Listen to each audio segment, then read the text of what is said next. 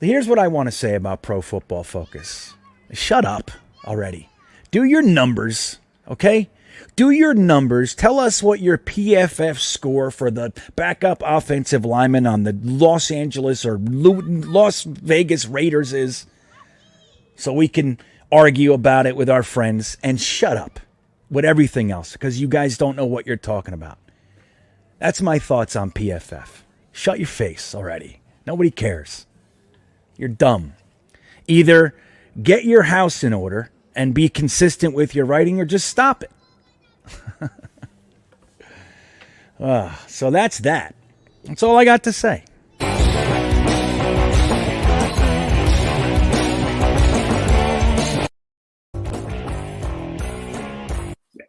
People don't even know. Maybe they do know, but like we've been trying to organize this collab forever. Green Bean, Boy Green, the fans have been chirping for it. They've been craving it, and finally we can quench their thirst. And our first question today is going to really show anyone watching this how long we've really been trying to get together. So, Paul, I really want to know, how did you feel about last week's draft? Yeah. That's awesome. See, again, to the fans. That's just it's no.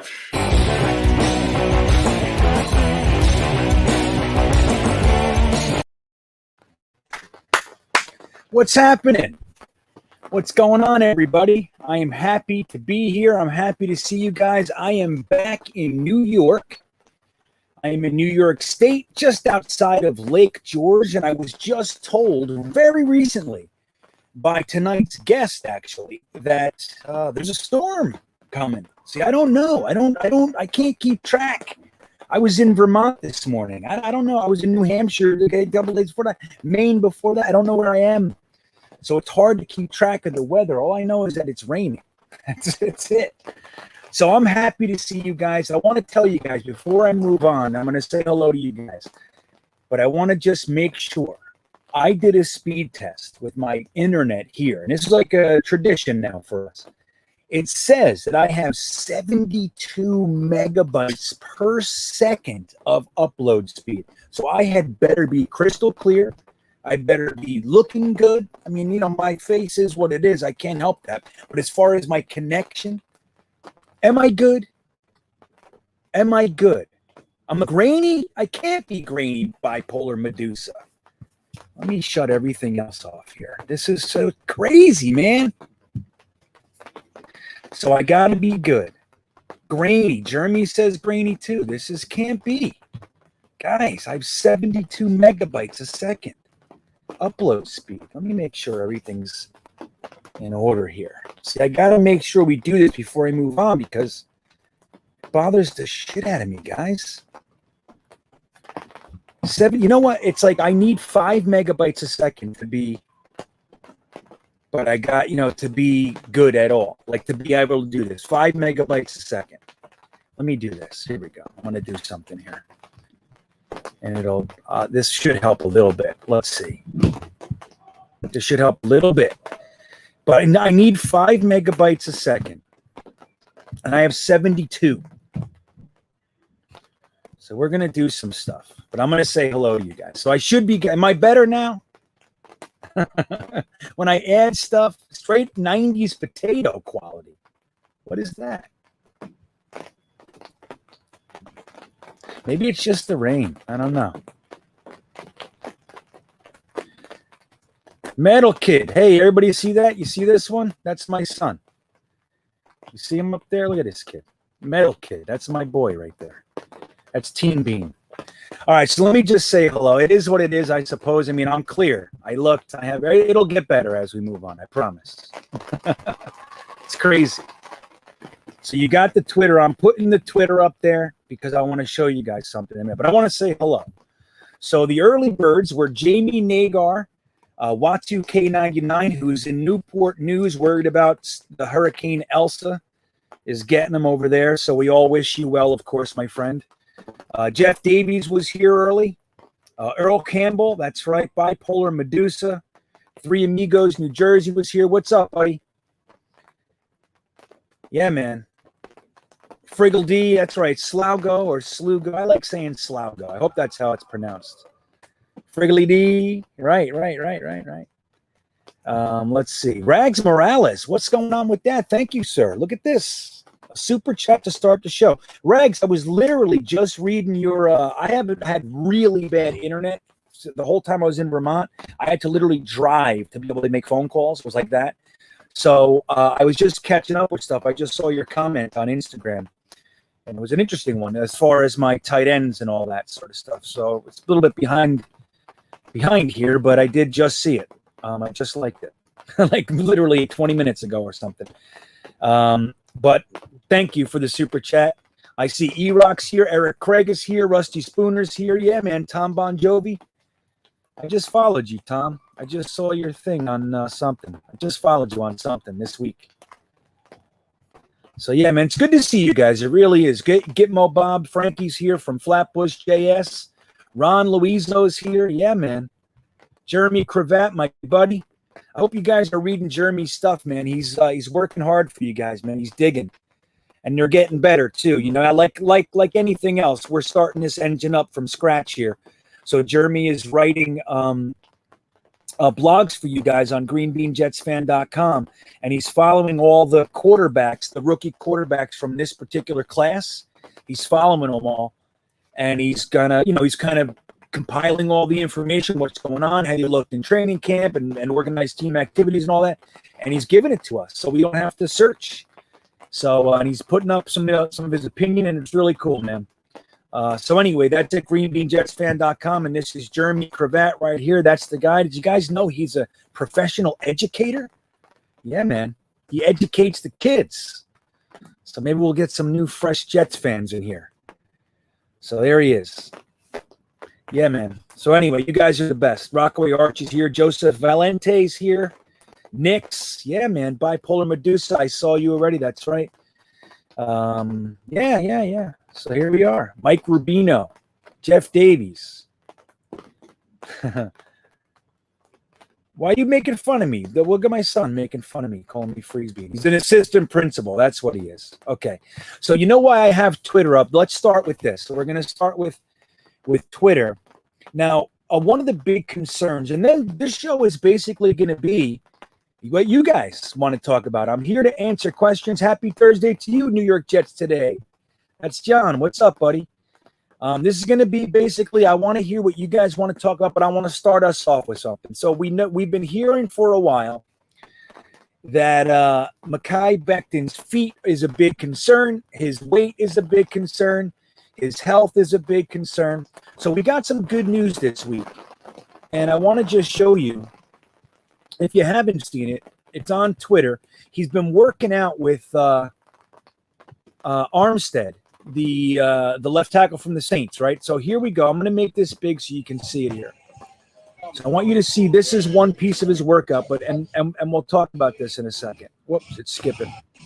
Sorry, hold on. There he is.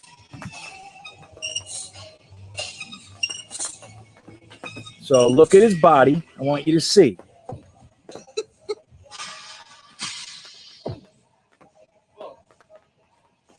See the balance?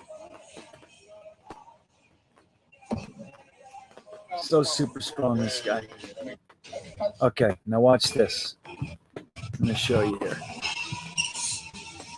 Watch this one. Whoop, let me stop that. So I want you to take a look at his body here. Does he look like a big, fat, overweight beast to you? Look at him. Whatever they're doing with Mekhi Becton, the timing of it was perfect. We're in day 2 of OTAs when they start noticing, hey, this guy might not be on the right course for us. We want to make sure that this guy is focusing from the word go. Look at him.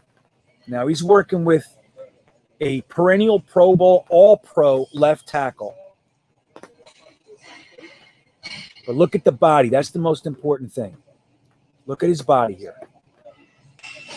Does he look fat? He don't look fat to me, guys. He's not looking fat to me. Look at him. Working on his hands. Grabbing some booby. See?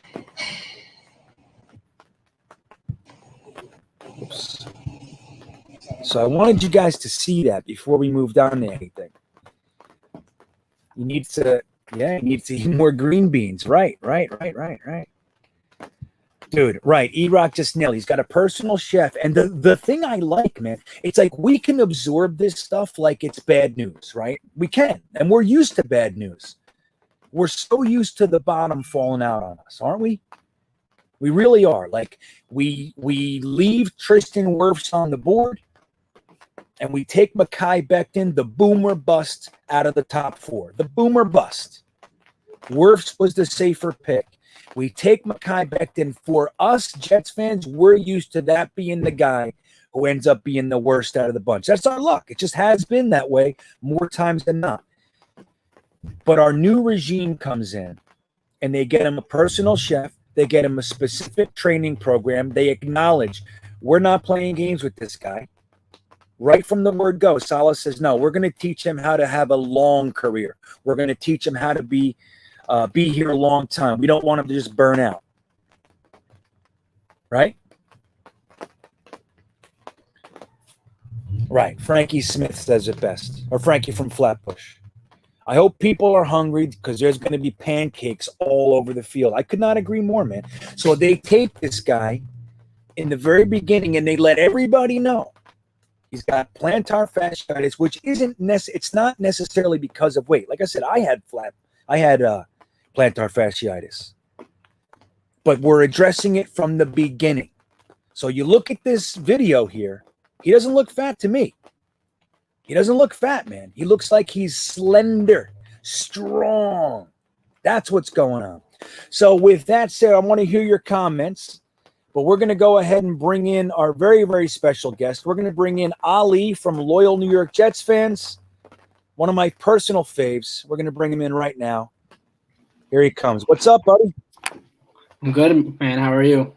Man, I'm in a good mood. They're telling me I'm grainy, though. I got 72 megabytes upload speed, but they're saying I'm grainy, so that's I put a damper on it. You're pretty good from the other streams you used to have. You're much better than before, so I mean, yeah. Well, there you go. I'm not complaining. Progress, not perfection, right, Ali? Yes. Well, dude, I'm glad that you're here. I appreciate you making the time. We're in the middle of talking about Mekhi Becton. I was showing the Twitter vids of him working out with Armstead, the left tackle from the Saints. And he looks pretty good from my side of things. But what do you think? What are you worried about Mekhi Becton? What do you think of all this plantar fasciitis and overweight? What's your take? It's just an agenda that they're trying to breach on the Jets. The Jets finally have some positivity in the organization. So they're trying to find stuff that takes down the team a little bit. And I don't think they're buying it. Mekhi Becton's a fan favorite on Twitter, Instagram. No one's going to go against Mekhi Becton. He's a fan favorite. Everyone loves him. The team loves him, and the Jets have a plan with him. The Jets are going to do whatever it takes to get him back onto weight. And he's that left side. We're so unworried about that left side right now with ABT and stuff. So with that duo coming in, man, I mean, there's not much you could worry about. I think he's in incredible shape. I think his mom tweeted out saying that he's totally fine with the surgery and everything that he's gotten through. He's 100% ready to go. So I should not be worried. It's just an agenda that some of these New York media people want to put out. Oh, I love it. And I'm telling you, man, every time I hear it, Ali, and you just said it again, when I think about that left side of our line, dude, if they are on the field, those two guys, there's going to be some problems over there for the defense, man. I couldn't be more excited for what Joe Douglas is putting together on this offensive line. And to going from Becton to ABT to McGovern, we'll figure out the right guard, and Moses and or Fant or whatever they got going. We have some beefcakes in the house for once. Just a year ago, we had almost no one. 2 years ago, we had a series of third-string guys trying to battle for our offensive line starting positions, and it's such a different world right now. I couldn't be more excited, man. But I think you're right, man. I think this whole thing, it's just something to grab onto to perpetuate this negative cycle around the New York Jets. And that'll lead me into something else that came out this past week. What did you think about the PFF first they say we're one of the most improved teams in the league, and then they come out and say we're the third worst roster in the league. How does that work? Do you have any thoughts on that? And that same guy who said that just put out something today, I think, about Denzel Mims is going to be a breakout candidate for the Jets. So I don't know what he's thinking. I don't know what they just want the clicks pretty much. It's media, man. It's New York.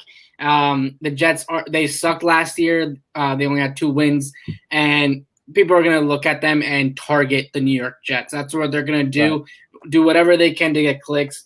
The Jets are, Jaguars ahead of them right now. That's kind of idiotic. Just to begin with that, the Jaguars are in the same place. I don't see anyone saying, "Oh, Trevor Lawrence could be a bust." You never know because Jaguars ruin quarterbacks too. It's not like a born fact that Jaguars are going to make him a superstar. He is a superstar coming out of college. This is the NFL now. So you don't know how they can ruin him. They could possibly ruin him too. And Zach Wilson's a better quarterback. We have absolutely no idea. So they're just putting the agenda out there. I think we're not going to be 30th this year. I think we're going to be more in the upper 20s-ish. No playoffs, no nothing like that. But that's kind of disrespectful for coming out and saying that the Jets have such young talent. The Jets have such great offensive weapons. They got Corey Davis. They said this. I watched their podcast actually on YouTube, and they were saying all these things about how the Jets are completely changing their team. They got a new pretty good head coach. They got Mike LaFleur. I think this team could be so good, and then they rank us at 30. That's just asking for clicks. So they're all over the place over there. But yeah, I think that's kind of like BS right there. Yeah, man. And I think you're nailing it. It's like, and you can see this from a lot of different not necessarily beat writers, but like national writers. They use the Jets to get clicks. We're probably the most volatile fan base in the NFL. Somebody says one thing and there's 25,000 of us jumping all over you. You know what I mean? And they know that. They know that we will defend. We'll step up. We'll start yelling back, and they know that they get the clicks. And I think that's more of what's going on. Now, look, there's a comment for you.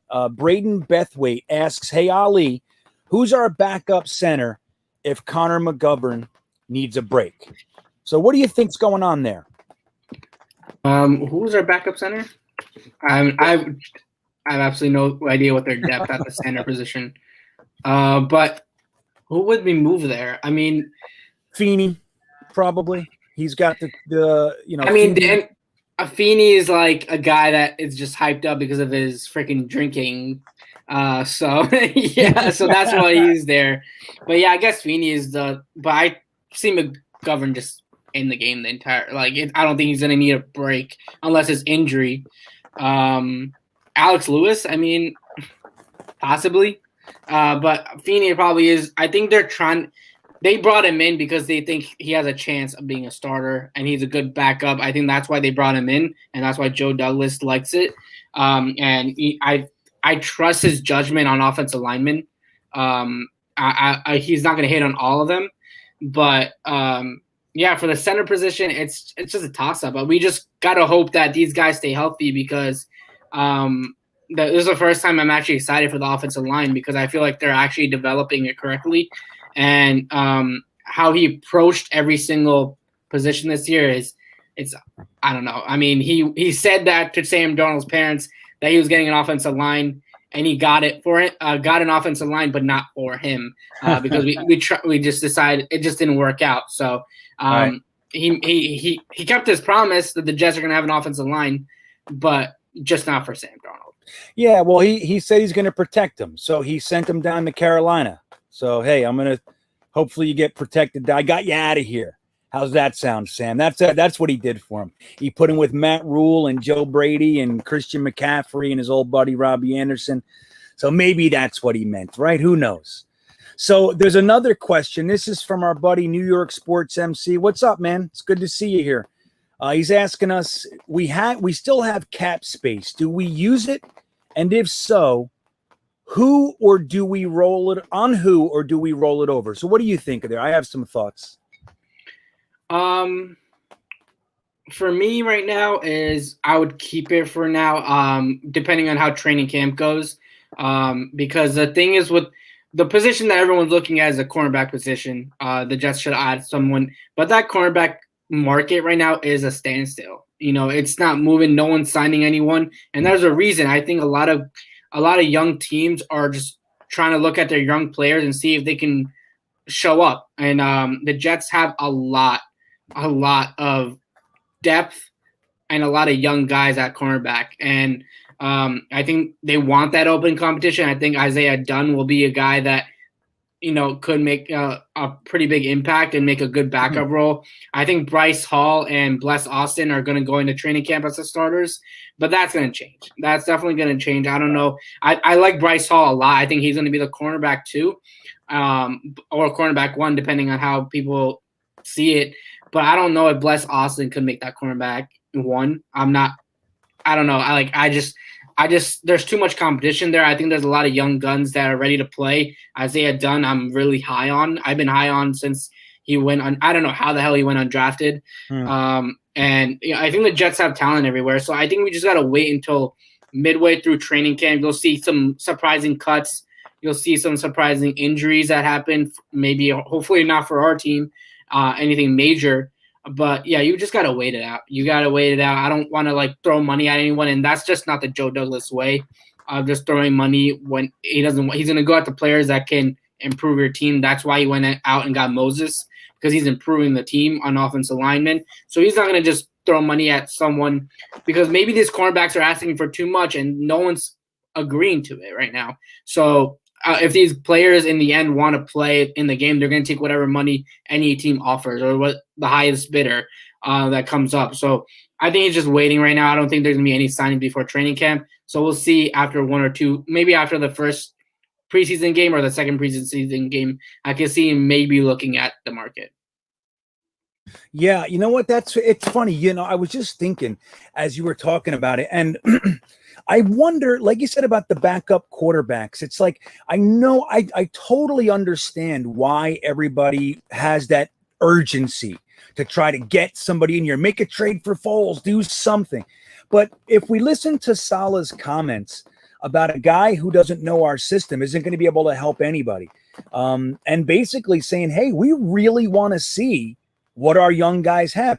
Interesting point is that they come from a background with Pete Carroll and that line of playing young guys. Mike Shanahan used to do that too. They're not as afraid to let it roll with young guys if they feel confident. Like they know they're going to take their lumps, they know they're going to make their mistakes, but they feel like it's not as dangerous as some other organizations feel. So like when you think about backup quarterback, if they really like James Morgan and White, and they're like, hey, we look at what's out there, and honestly, we don't see it as that much of an upgrade. Why are we going to give away a draft pick or spend $6 million or whatever it is on a guy that we don't think is necessarily an upgrade or not that much so? I really do like that they have the gumption to do that. Now it can blow up on them. Let's say Zach Wilson gets hurt and then they throw, Captain Morgan out there and he flounders and runs all over the place like a scared, like a chicken with his head cut off. Then everybody's going to go, oh, that was a pretty bad move. At the same time, though, I do like the message that they're giving to their team. They're like, no, man, we want to see what you have before we jump the gun and bring somebody else in here. And as far as cornerbacks, man, that's how the Legion of Boom was made out in Seattle. They had an undrafted free agent. They had a 6th-round pick. They had a 1st-round pick, but it was a collection of young guys. They let them play together, and they became what they became. But nobody was thinking that Sherman was going to be what Sherman is. Nobody was thinking that Cam Chancellor was going to be. If they did, they would have drafted him. Nobody drafted him. So it's like putting those guys out there, guys like Isaiah Dunn, guys like Michael Carter II, seeing what they have. It's dangerous on one side, but just like you said earlier, this isn't the year that we're more than likely going to the playoffs. We can, of course, but this isn't the year that we're realistically, shooting for the Super Bowl. So let's see what we have with these guys so we know how to use our 11 picks next year. And then again, if it does roll over this money, we can obviously use that on a year when we have a little bit more solid of a foundation. I think that's a really interesting point. So you think Isaiah Dunn has like the best chance to be the starter opposite Bryce Hall, or you just like you think maybe somebody else like Pinnock or maybe even Blasson Austin? What do you think there? Yeah, I was gonna actually talk about building our own talent. I think that's what they're trying to address here. That's what they're trying to do in New York. There's something from Green Bay, Seattle, all these top teams are consistently the Bills, who are consistently in the playoffs competing. They build their own team. They don't go out for free agency. The Jets are finally doing it the correct way, and the Jets fans are shocked. And that's what it is. The Jets fans are so used to paying big money, paying big-time players, and it's boom or bust, most likely bust for every free agent we sign big. The Jets, what are they doing is they're finding talent through the draft. They're getting their own guys and developing their own way and building a team for years to come. When they're on their rookie contract, they're set for 3 to 4 years. They're going to be here for 3 to 4 years. You can worry about that later. But what they're trying to do is consistently have something going for a team. And, you know, a lot of people are worried, what the hell are the Jets doing? Why are they not going after this guy? Because for the first time, they know what they're doing. And the Jets have had luck with undrafted rookies. They have had some pretty good studs that they've gotten. Robbie Anderson when he was here. And then Isaiah Dunn. I really liked Dunn. I liked all his – if you watch his film, he's explosive. He knows how to play good coverage. He's disruptive, and he's very skillful. I think he's – Pinnock, I think he's just – I think Matt O'Leary, posted something today about he's got beaten a lot. I saw that. He's gotten beaten a lot in coverage or whatever or something like that. So I don't know, but like I wasn't too high on him as much as other people are, but I think Dunn could make a big impact, honestly. Yeah. You know, that was an interesting thing that Matt put out. Now I didn't know about those numbers. I think it was like he got beat 5 times per game for 25 yards or more. Like not collectively per game. That's not good, man. So that's not a good one. I mean, hopefully, look, he does have the measurables, the physical attributes. So if they think they have something there, but I don't. I mean, some people are talking about him being the odds-on starter. I struggle with that. Whatever they think, just like you said, I trust them as well. Like this regime, dude, they just give you the vibe that they actually know what they're doing. And that doesn't mean they're flawless, but they actually know what they're doing for the first time. We haven't seen this.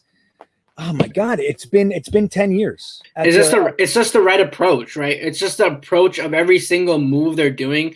Morgan Moses, there was a rumor a week before. They got the right money for Morgan Moses. They got the right stuff for him. Oh yeah. They work slowly with everything. They don't get pressurized from fans. I think Mike McCagnon, Isaac, all these guys got pressure from the fans, like Darrelle Revis full contract, like Antonio Cromartie contract, all those big time contract, Le'Veon Bell contract. They just want what the fans want on Twitter, but not trying to make like a team. They're not making a football team that can be successful for years to come.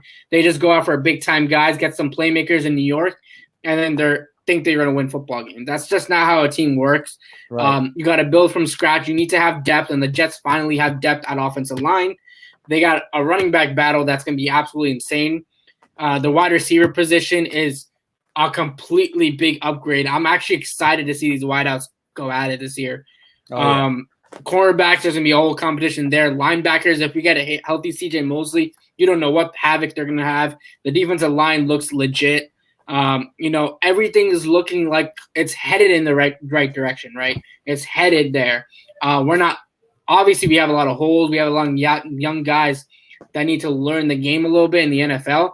But, man, they have a lot of stuff going on for them. And, look, it's a good time to be a Jets fan. It's a good time to watch this team grow. And hopefully these guys stay in the building for a long period of time because, to me, they're coming from winning cultures. Both of them, our head coach and our GM, are coming from winning cultures. And then they've learned from the big guns in the NFL. So, hats off to them so far, but we'll see how this turns out.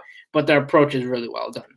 Yeah, I think I couldn't have said it better myself, man. And that's one of the things, like, we just want to see them here a while, right? Like, if there's success, it doesn't have to be a Super Bowl right away, but it's like, if you can see that there's success, that there's, that their approach is actually working as a foundation and that we can build upon it. I want to see our GM here for a decade or more. I want to see that. I want to have a head coach for more than 4 years. I mean, Rex was 6, but even that was an anomaly.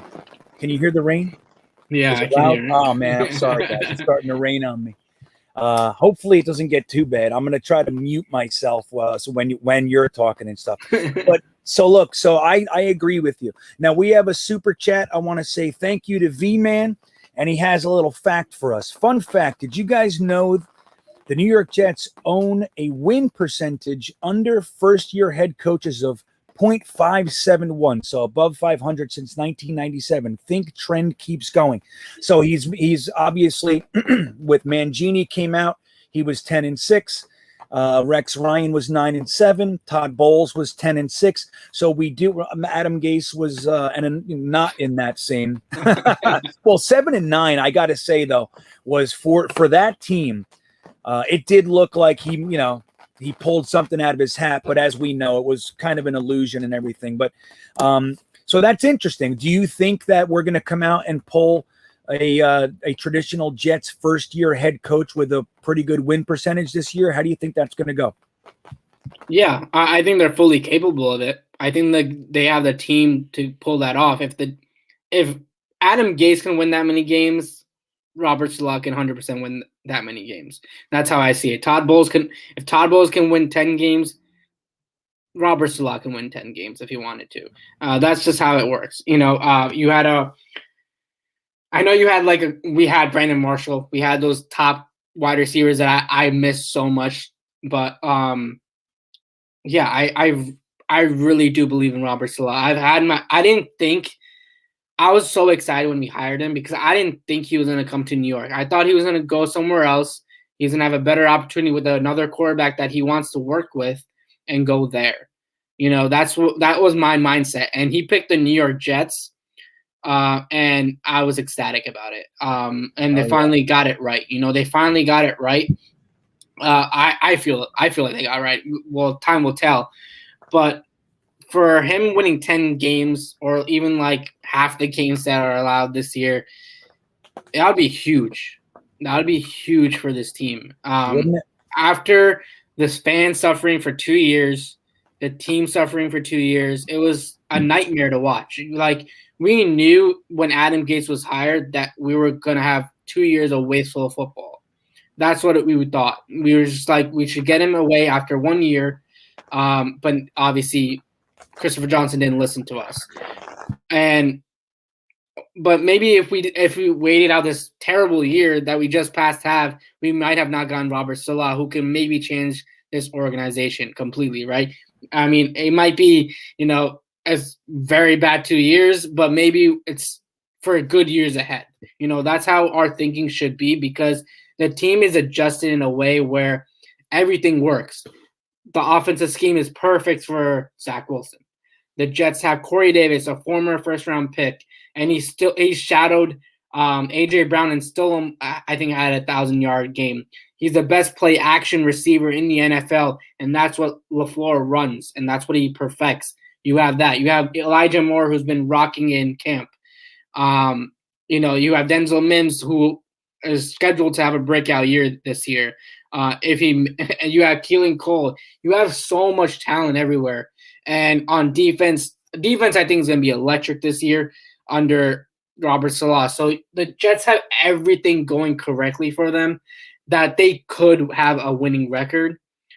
We just gotta win games. It's all. I know it looks good on paper finally for the New York Jets, but they gotta win on game day. We have a decently hard schedule. It's not terribly hard, but we have a decently hard schedule for the New York Jets. So we just got to pull some stuff off, and it's just the progression of this coaching. I do trust this coaching a lot. Defense, offense, head coach. I mean, it's going to be we just got to see them win games, man. And that's all I want to see. Yeah, man. It's funny that that Todd Bowles year, as we're going through this cycle of head coach's first year, 2015, that was the last year we had 1,000-yard rusher in Chris Ivory. It was the last year we had 1,000-yard receiver, with Brandon Marshall and Eric Decker had 1,000 yards. So it was quite the year. And then it's crazy how quickly the bottom fell out of that and then Fitzpatrick had his career year. He had the best best year of a Jets quarterback since name it. So it was just one of those crazy years, but it was all hot. It was all pieced together in a very weird way. Like it couldn't last. It was a bunch of weird personalities kind of smashed together and they just won. This is the exact opposite way to do things. And like you said, it looks really great on paper, but man, if any of these things really all they have to do is progress. We don't have to be the best in the league or anything. But like you said, if our wide receiver,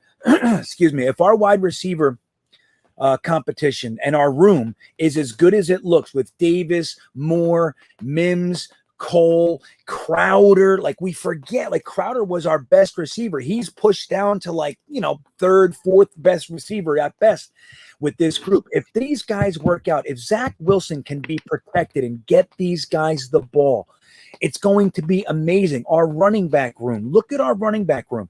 It's a totally different thing as it was the last few years with Frank Gore or Forte taking the large sum of the carries. Look at, man, if our linebacker group, what an exciting competition we have at linebacker this year. People are sleeping on Jared Davis. I mean, I loved him coming out. He had a very good first 2 years, and then he fell off that cliff with Matt Patricia. Dude, Ulbricht did you watch? I imagine you did. You saw Flight 2021, right? Of course. I watched the day out. Yeah, I know. It was like, it's on now. Yeah. that went on the big screen. That went on the big screen. There you go. Yeah. Right on, man. But did you hear the way Ulbricht talked about Jared Davis? He said he has what is it? His physicality is off the charts. Like he has a whole different level of physicality. So they're not asking him to do anything that he can't do. He's going to be the thumper. He's going to be our Sam. He's going to thump the hell out of everybody. And with that 4-man front that we have with Jared Davis back there, we got all these young guys coming in with Nasruddin and Jamie and Sherwood. We don't know if Blake Cashman can stay healthy, but we have CJ Mosley. Lots of question marks. But if they can just gel, if they can all stay healthy, I'll say, man, that's another layer no one's talking about. And we have some real potential here. And it all does boil down to what you were saying. As excited as we are, we don't know what Salah's going to be able to do as a head coach. So looks good, but we don't know. And if that can work out, Ali, I'm telling you, man, we have the ability to surprise some people here, man. It's going to be exciting. Look, I mean, yeah, I think the Jets have the most potential in the NFL to surprise anyone. That's how I'm not saying as a biased Jets fan. I'm not saying it that way. But there's so many people writing the Jets off because of the New York Jets, but they're not actually seeing what's going on. We've been Jets fans our entire lives. We've seen a lot of bad seasons. I haven't seen the 1900s, I haven't seen those years, but I've heard about them. That's what I do for a living. I've learned all of that, and I literally suffered through you guys, but at a later time I suffered. So, I see where this team is going finally. The Jets have a CEO head coach. They don't have a head coach just to be a head coach and to lead a team on the football field. He's leading the locker room. He has control of the locker room. Guys are wearing all gas, no break T-shirts. They're wearing wristbands. They're all in it. I've seen so many players tweet out stuff that Robert Saleh has said in his press conferences and tweet out because they like it. That's energetic for them. All these guys like CJ Mosley, we don't know how he's going to come because we haven't seen him play football in 2 years, but we know that he's going to come out with fire. We know he's a good football player. He's been a good football player in the college and when he was with Baltimore. So we know what we can expect from these guys. Robert Saleh is going to help them get there. That's what he is starting to do. He's a CEO of the entire football team, and the Jets have not had that since a good head coach since Rex Ryan. That's pretty simple. And the players like their head coach. That's the biggest thing. Every player, I feel like, has said positive things. Obviously, they're not going to criticize like Adam Gase on what's going on, but no one really has been this energetic for a head coach, like in their press conference, than I've seen for Robert Salah. Every player is like, yes, I'm ready. He works my ass off. Like he does all. He yells in her ears. He's a leader of men. I mean, he's observant. He knows how to fix the flaws. And I feel like they're going to pick and choose a lot of these young guys. They're going to put these guys in different positions that he thinks could help the team out, especially special teams. The secondary needs a little bit of help. So he's going to pick and choose a lot, and he's going to play a little bit of chess. And he's gonna see what works best. Maybe they didn't get a chance in college to move around in different positions, but they might be better in, as a nickel. We don't know that. So I think he's going to have a lot of fun with this team. I think he knows what he's trying to do. He brought in guys with the last day of the draft. He literally went all defense. Literally all defense. He's like, I want all these guys because I know what I can do with them. We know we have to focus on offense, which I love what Joe Douglas' approach is, finally focusing on the offensive side rather than the defensive side. And I do think even with the first round next year, I think they're going to go offensive line again and try to beef up this team. I think that's what they're doing it the right way. It's just that should be like what this offseason is. They're doing it the right way. They're trying to figure stuff out the right way. I love this team, man. I really think they're going to surprise a lot of people. And finally, the energy has built for the organization. The flight crew. I feel like there's so many people that tuned in to watch that because people are hyped for the season. And, it's up to Zach Wilson. It's up to this defense to step up and win some football games because I really do think they could get 10 wins if they really wanted to. I don't think they're going to get 10 wins or 11 wins, but they definitely could if they play their hearts out. And so you don't think it's going to happen that way? Look, for a team that won 2 games last year and has not been relevant for a long time, yeah, I can't say that. I can't say they're going to have a crazy year, but they have potential. I think they have everything that they want. It's just they have a rookie quarterback. They got a lot of unknown pieces. They have so many unknown pieces that, like, you can't predict that. We just don't know how this team's going to – if there's injuries or stuff like that we just don't know that it's going to be a 12-win season, a 10-win season. We just don't know because I haven't seen Zach Wilson play in an NFL game. I haven't seen Elijah Moore play. He hasn't taken a hit yet. He hasn't taken a hit. Zach Wilson hasn't taken a hit yet. All these cornerbacks have not played these top receivers like DK, and even Stephon Diggs. When we play him twice this year, you're going to have to play against these elite wide receivers, these elite tight ends. You got to play against these who have been in the league for so long and played a high level. So it's just a lot of question marks at the position. I do like the Carl Lawson assigning so much right now. I think he's going to have a career year. That defensive line is going to be so fun to watch because I think that's going to be our game changer. That's how we're going to win games. I really do feel that that's why I'm not worried. One more thing before I stop rambling is that the secondary it's not in a bad situation right now.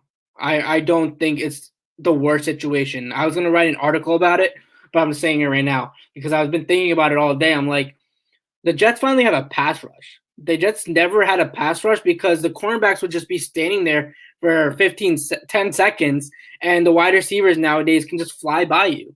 And all these quarterbacks have all the time in the world back there. And the Jets finally have a chance of getting to the quarterback this year. And that's how you get interceptions. That's how you force turnovers, and that's how you win football games. A lot of people say defense wins football games. So, yeah, you need a pass rush to do that. The Jets not have had a pass rush in so long. And Carl Lawson has the potential of becoming the Jets' sack leader and the pass rusher for the future. He's still young. He's a fan favorite already, and he's embracing New York already. So I think he's going to play his heart out. I think this defensive line is where it's at, and the secondary is going to have a surprisingly good year, what other people are expecting. You're muted. Thank you. I would have kept going, man. I'm trying to keep the popcorn out of here, as you can hear it. But I think you're nailing it. And the Jets have always tried to do it the other way. Like even back to like Rex Ryan and everything, like there was more of a focus on the cornerbacks. And not to say you shouldn't focus on cornerbacks. Of course you should. But when you don't pay attention to the pass rush and you leave the cornerbacks having to cover wide receivers for a longer period of time, anybody but like a Revis is going to get beat eventually. So the longer that you give a quarterback to run around, the more time he has, he's going to find the guy who breaks free. When you're chasing that cornerback, when the heat is on, even guys like Tom Brady, the GOAT, we've seen in 2 Super Bowls how the Giants beat him.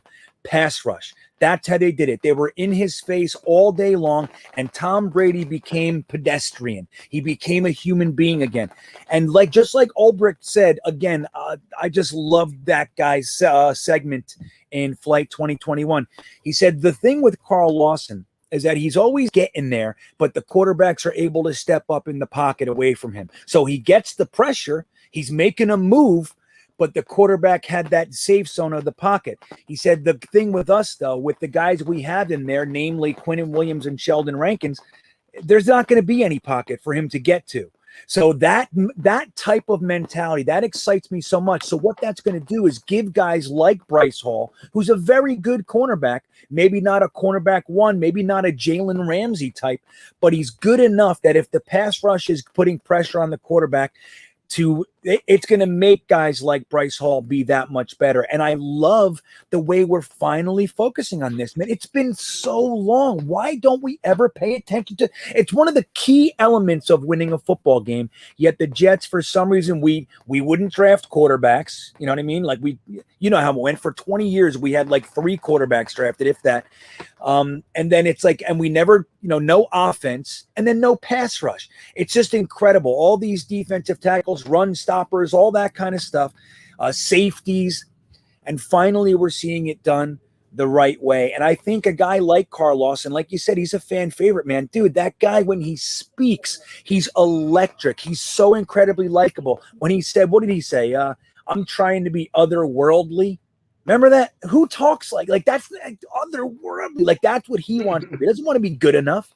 He wants to be the best in the league. And that's what we're talking about here. And the truth is he has the potential to be just that, man. So I'm really excited about it.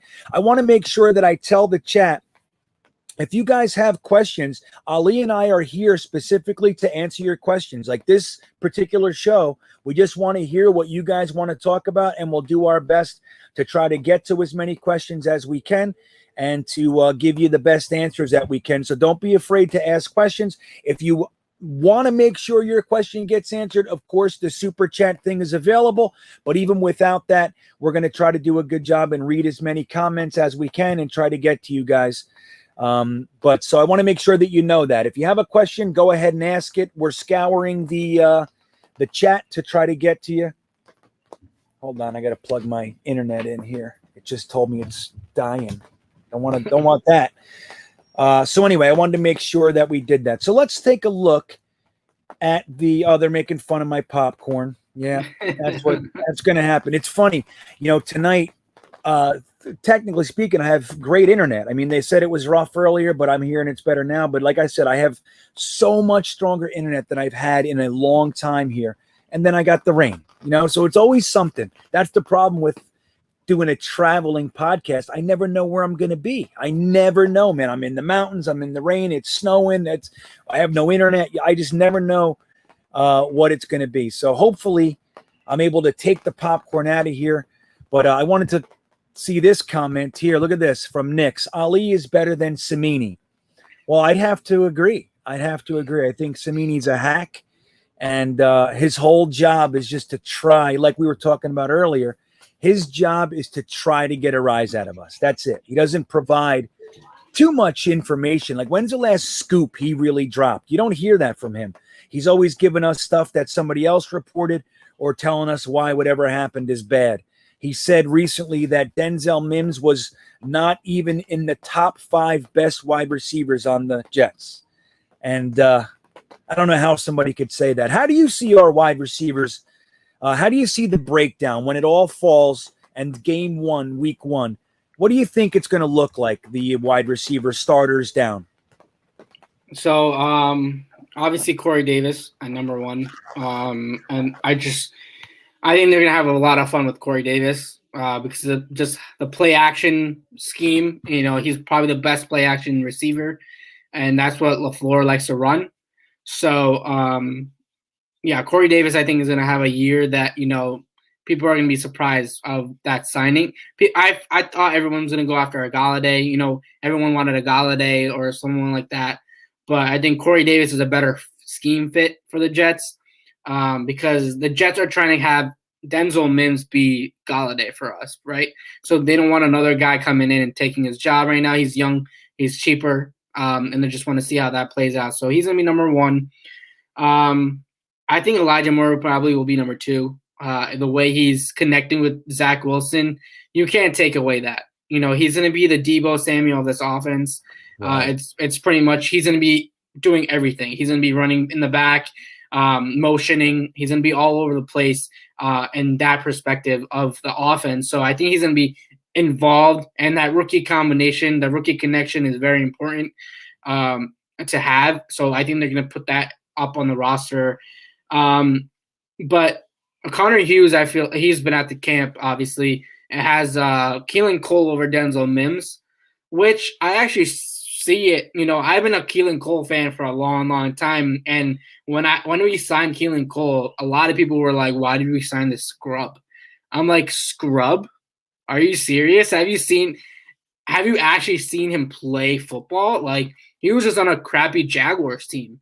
He can play. Like, you know, he can go out there and be a good receiver. And I think in camp and from the videos and how the media responded to it, he's playing pretty well. And I think he could overtake Denzel Mims, but I think those guys will be switching from 3 to 4 a lot. I think those are going to be 3 or 4, but I think Keelan Cole has a little bit of edge. He has experience. He has a lot of, you know, I just like how he plays. I really do. I think he's underrated talent. If you need him at kick returner, he can go in and be a kick returner.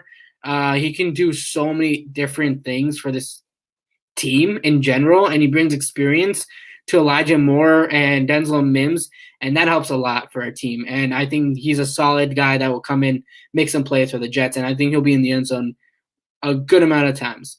Denzel Mims, obviously, we're rooting for a breakout year. We haven't seen much of him, but we saw flashes last year. We saw some good things about him. I actually did an event with him before he played his first game. Got to talk to him. He's very nice. He knows what to do. He knows his job. He wants to win. So hopefully he has the time to show that on the field. Then you obviously have Jamison Crowder, who's been our reliable target for the last.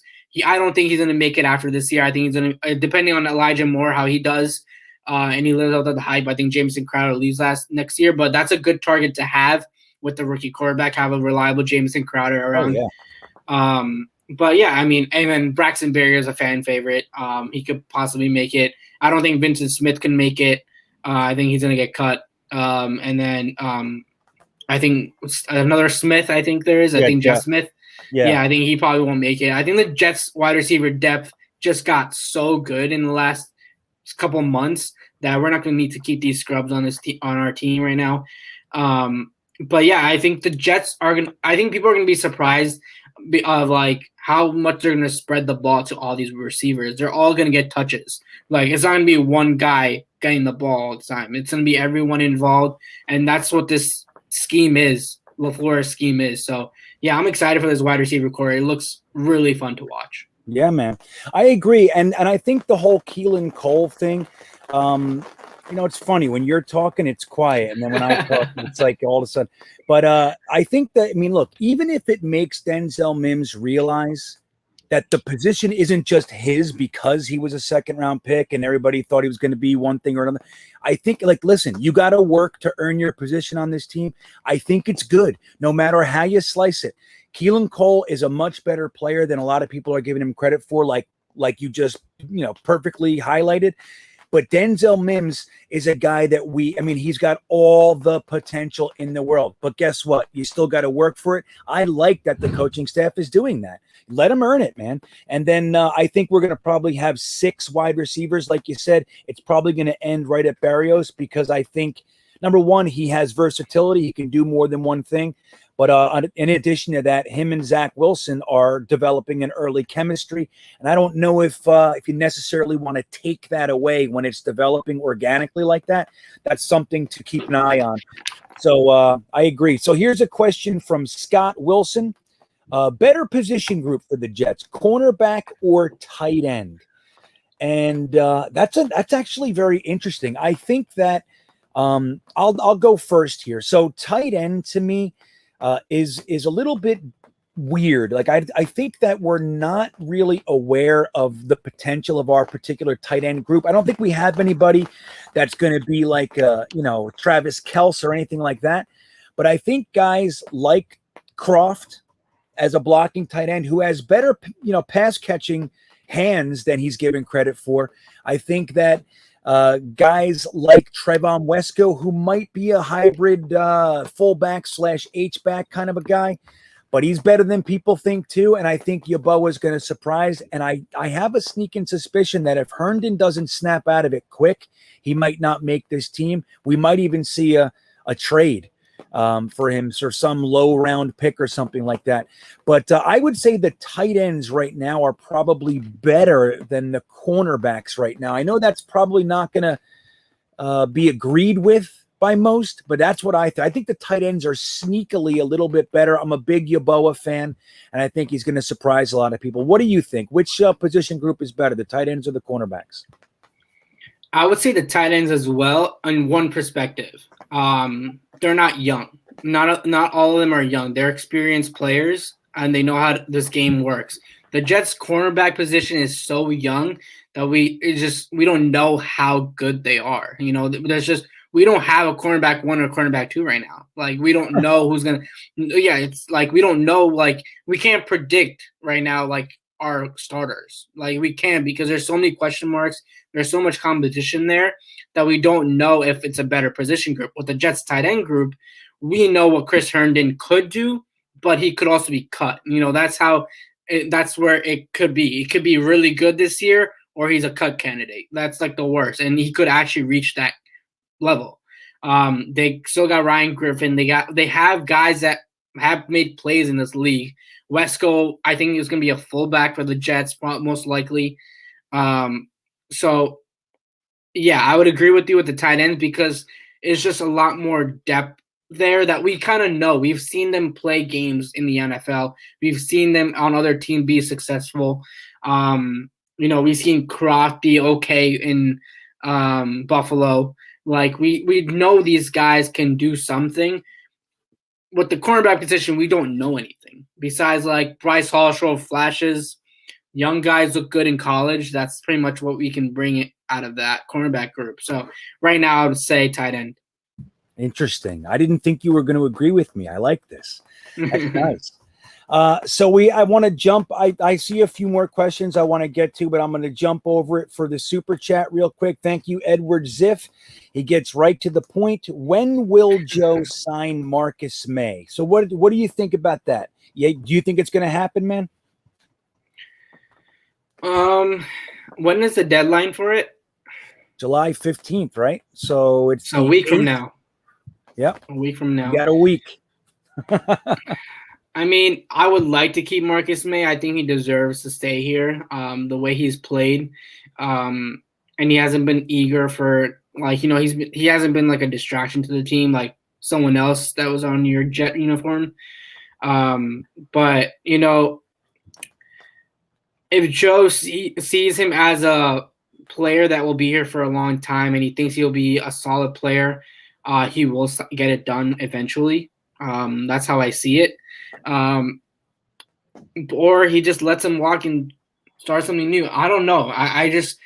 We don't know we don't know Joe Douglas. He can strike anytime. Like, he could either do it tonight, tomorrow, or like next year. We don't know how he's going to handle this. is he asking for too much? Is he doing? I don't know.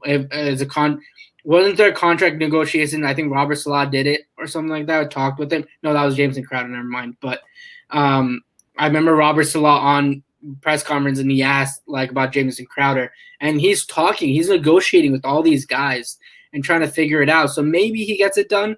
I would be happy to have that, that secondary piece still there, especially of how young our secondary is. We need to keep some of these guys. We have to. Like, I will actually criticize him if he doesn't get it done, because I think Marcus Maye is a talented player. He's made some plays for him, and he was getting shadowed from Jamal Adams for a while, because Jamal Adams was the star of New York. So Marcus Maye was overlooked a lot. So, and he still had really good seasons put together besides these injuries and stuff like that. He put up great, pretty much. I remember that one play that he had at the end of a game, and he just got stopped at the 1 yard line. He took like 100 yards back on the interception, and he stopped at the 1 yard line. I felt so bad for him at that game. Oh my God. But he has heart. Remember what he said? Remember when his teammates were jumping on him? He said, "I suck." I suck. Yeah. That was so funny. Poor guy. That was like the longest interception return without a touchdown in NFL history. Yeah, at the 1 yard line, we're like, well, no, like, incredible. Come on, that could have been a great play. But yeah, he has heart, and he's young. He's still really, really young, and the Jets need some consistency in the secondary. They need someone back there that knows what they're doing, and that can teach these guys. So I will criticize a little bit of Joe Douglas if he doesn't get Marcus Maye done. Yeah, I agree, man. I think Joe Douglas came out without us asking and said Marcus Maye is a priority to sign. If you're going to talk like that, in my opinion, get it done. Figure it out. I mean, unless Marcus Maye is asking for, top safety in the NFL money, which I find hard to believe that's what he's asking. But if it's realistic, just get it done. Sign him for 3 years. Keep him around. Just like you said, it sets a precedent. It shows that we're rewarding players that put in. He's a great team guy. Everybody loves him. And like you said, he's talented, man. So I don't know. I'd like to see it done. I'm going to go out on a limb and say that at the midnight hour of July 14th, we're going to sign Marcus Maye to a 3-year contract extension. There you go, everybody. There you go. Right? So there you go. So real quick, there's a couple that kind of came in together, and I'll ask. I'm going to put one up, but I'll ask you the other one. So Tommy Clifford asks about LaMichael Pirine, and Slaugo says, I think we're running it a lot. So Tommy's asking, is Pirine making the team, and do you agree that we're going to be a run-first team? Yes. I feel like yes and no. I think they're going to try to ease Zach Wilson into the NFL a little bit and try to do it the right way, especially with the just run left. That's what they just got to run left and you'll be fine. Right. And for LaMichael Pirine, man, I think he's the odd man out. I think this offense needs speedsters. They need some people that can catch the ball and take it up speed, and that's what you get with Michael Carter. By the way, plug that we have an event coming up with him this weekend. So we have Michael Carter. If you're interested in that, you can DM me. Well, tell her, what is it real quick? Go ahead. Oh, yeah, we have a private event with Michael Carter. I'm not going to be there personally, but I think they're going to Virginia or something. I think wherever he lives. And they're getting an event done. So he's going to be signing UNC stuff and Jets new stuff. Some nice 8x10 photos from the media day that they had with New York. So, I mean, it's a pretty cool thing. I had Denzel Mims last year, and I had Michael Carter this year. So it was pretty sick to do that. So, and then awesome, man. That's great. Yeah. Sounds awesome. And then back to the running backs. I mean, you got Tevin Coleman, who knows the offense. He's probably staying. He's a veteran presence. And then I think he'll be the starter, actually. Either Michael Carter or Tevin Coleman. I think they're going to be splitting carries. Ty Johnson, he's also a speedster. We've seen some flashes with him. I think Josh Adams and Michael Pirine are going to be fighting for a spot. Obviously, we drafted Pirine last year. It's a Joe Douglas pick, and I don't know if is going to want to move on from his draft pick already. That's the only thing I can maybe think of that he doesn't want to happen. But I think Michael Pirine could be the guy that's a man down. I think he's the one that he's just not quick. He's just not quick as hell. Like with these, Michael Carter is fast. Devin Coleman's fast. All these other guys are fast. Ty Johnson is young and fast. So I don't know about like if that's going to work in this offense for Pirine. So I think he might be the odd man out. You never know. I think the only way I can see him staying is he somehow has a great training camp, maybe scores a couple touchdowns in preseason games and tries to make a push for that spot. And it's a Joe Douglas pick. So I don't know if he wants to give up on that right away. So that's the only thing I see from him. But I think he could be the odd man out. Yeah, it's interesting. I'm actually a Pirine fan. I liked him a lot coming out. I did think that the Jets drafted him around early, but earlier than I thought he was going to go. But I happen to like him a lot more than a lot of other people. I think it's tough because our running back room right now is competitive, right? We have, like you said, we drafted Michael Carter. He's a lock. Tevin Coleman, I think, is a lock for the reasons that you put there, but the guy hasn't been able to stay healthy in a while. So when you look at guys like Ty Johnson, Josh Adams, and LaMichael Pirine, they're going to have to make some decisions. I feel like they're going to want to keep 4. Like that's my thought. And I think that Josh Adams, sadly, because I happen to like him a great deal, is probably going to be the first guy to go. Yeah. And I think, while I do think he's a Joe Douglas draft pick, and I think that that's going to help Michael Pirine. In Flight 2021, Phil Savage said some of the guys that we drafted last year were for a different offense, for a different scheme, and we had to change that and reevaluate guys because of the new scheme. So guys like Jabari Zuniga actually play more into this scheme, but guys like LaMichael Pirine, it might be a little bit harder to fit him in, especially when you have some guys running around that are perfect fits for the offense. So I think that it's going to be hard for him, but I actually think he's going to make the team. But yeah, man, I do think we're going to run it a lot, and I think you nailed it. They're going to be smart with Zach Wilson. They're not going to come out and do what Cincinnati did to Joe Burrow, which is make him throw 45 times a game and try to save them. No, man, you saw what happens. You put him back to pass 45 times a game, and he's going to get hurt, and that's what they saw. I don't think the Jets are going to be so stupid. I think they're going to try to slowly bring him up, high percentage passes with the protection of a solid and dependable running game. So I think, Jets fans, I think we should expect a lot of running out of the gate, and I think we're going to be successful, just like Ali said, run left. Just run left, and we're going to get 5 yards a clip at minimum, in my opinion. It's going to be tough to, especially if you make that the strong side and put guys like, let's say Morgan Moses starts at right tackle and you bring in the tight end group that has George Fant over there. So you got George Fant, Mekhi Becton, AVT leading the way, and then a Wesco in the backfield lead blocking. Dude, they're going to lump up the world, man. And who's going to get in the way of that?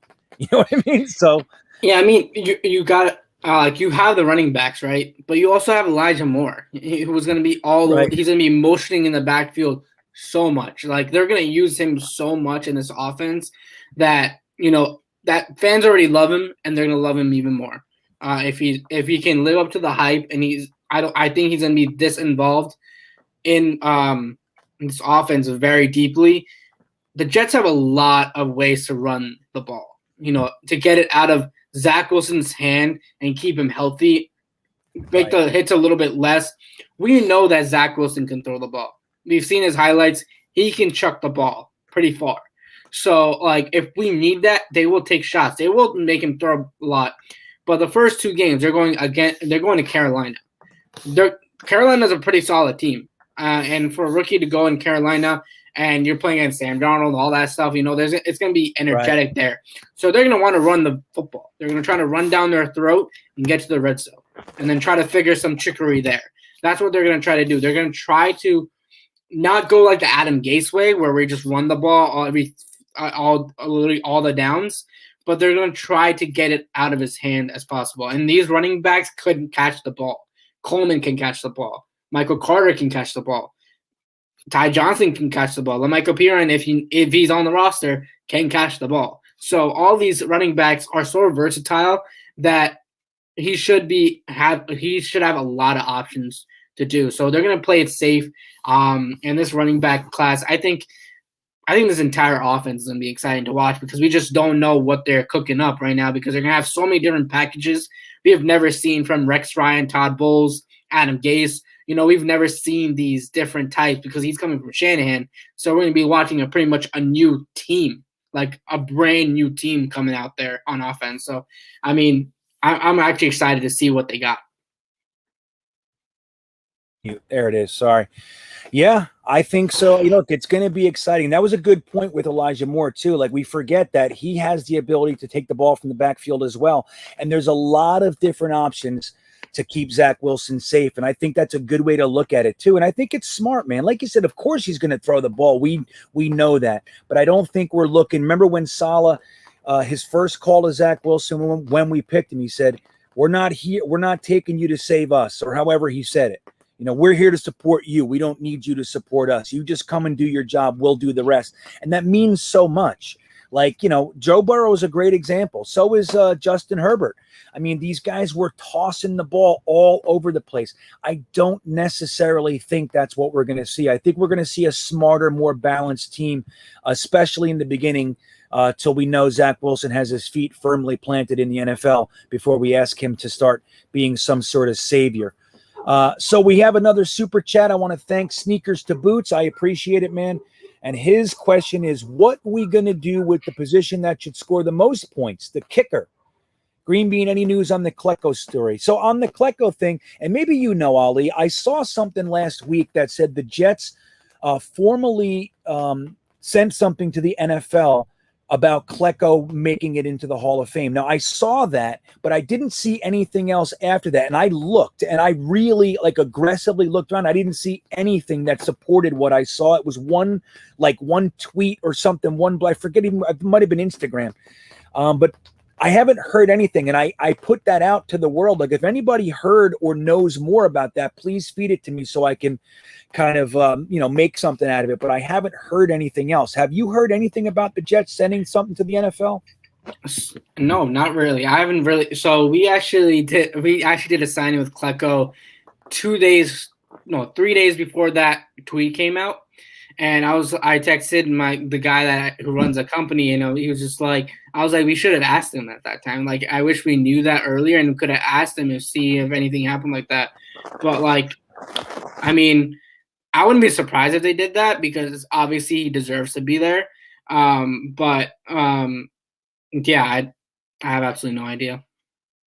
Yeah, and I think, right, man, I think if that did happen, I think it's a beautiful thing to happen. The Jets finally acknowledging, let's just not leave it to chance. Let's put this, we need to review this. And as an organization, we want the NFL committee that votes these guys in, which Gary Myers is on, and he's actually a big proponent of Klecko making it into the Hall. So re-engaging this conversation. Let's look at the reasons why he's not in there. Let's look at the reasons why he would be in there, and let's have an actual discussion. What the hell's going on here? The guy, he should at least be looked at. So I would like to believe that's true.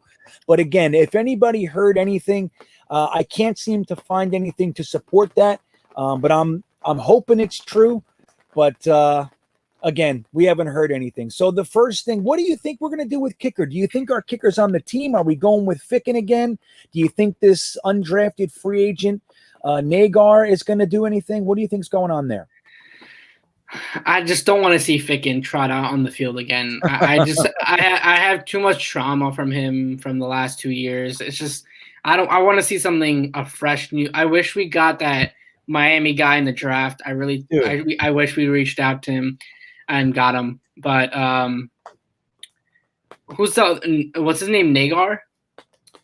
Yeah, isn't it? I might be saying it wrong. I think it's Nagar. Yeah, I don't want to say in the other way. Right. So before it goes viral on that. But yeah, I mean, I heard he impressed the undrafted guys. So hopefully, but I think that's a position they might look in free agency and maybe bring in bringing someone in for competition in training camp, and just have an open competition for kicking, because the Jets have always struggled at kick.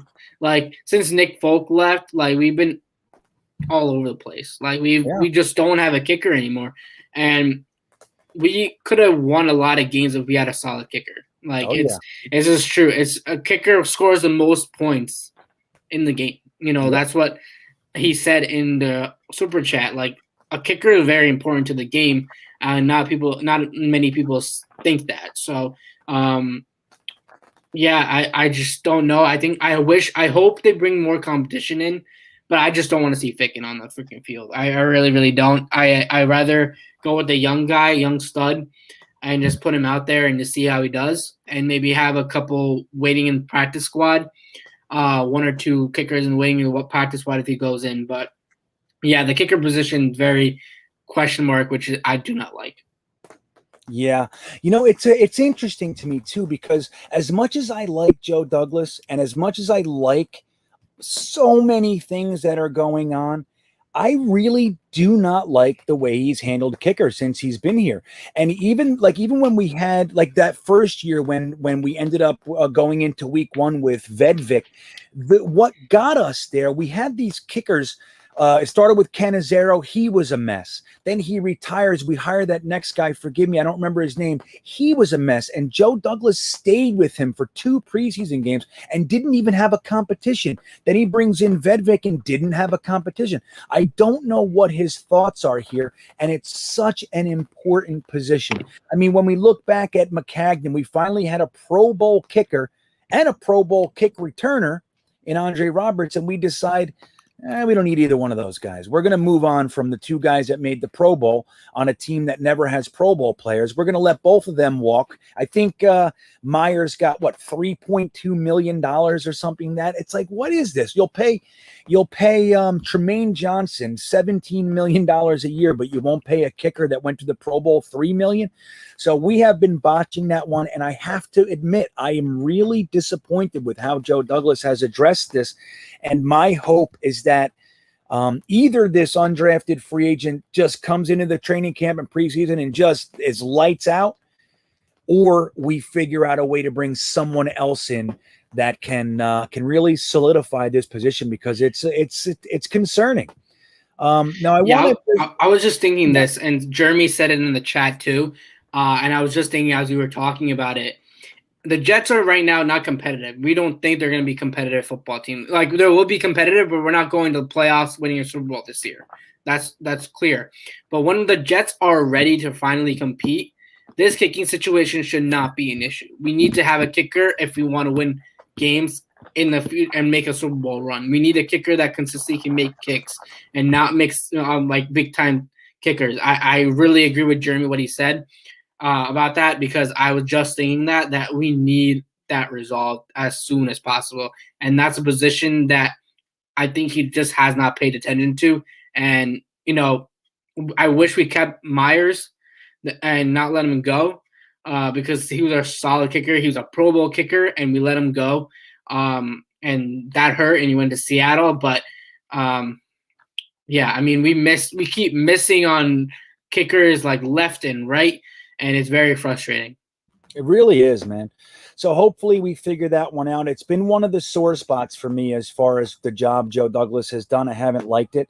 So I want to real quick just acknowledge a comment by Harry W. And he speaks to my heart, because I have so many little things that bother me about the way people say things and all that. So I know I say megabytes. I do.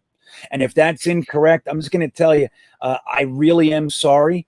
But it's not changing anytime soon. I don't think I could say megabits. I get it, man. It's like, like one of my big bugaboos is when people say they call abbreviations acronyms. Like an acronym and abbreviation is very difficult. I've had to just let it go because I can't stand it.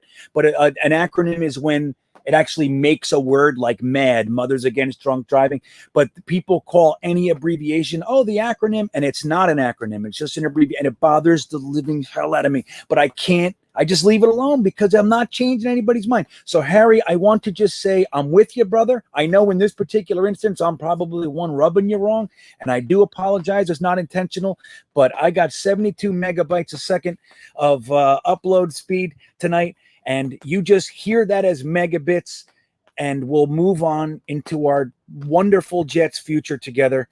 But I wanted to let you know I appreciate what you're saying, and I'm sorry. So there's that for us tonight. So there's another one from Edward Ziff, and we did this in the opening of the show, but I'm going to do it again. I'm going to share my screen because he's talking about Mekhi Becton looking buff, and I think what he's referencing is this right here. So I'm going to just take a look, and I want the guys maybe who weren't in here before.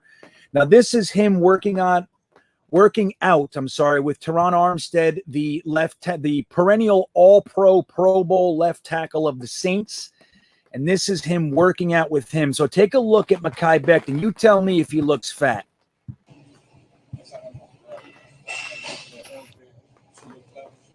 There, oh, look at him.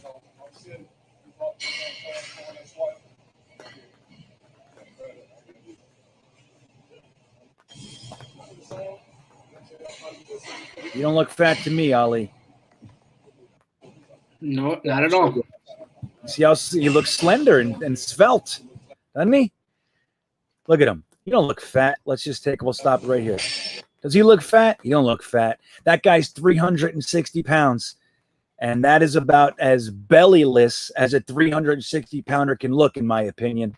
I think Mekhi Becton, whatever we're doing with him is working. There's one more right here. We'll take a look at him actually working out here. Look at him working on his balance.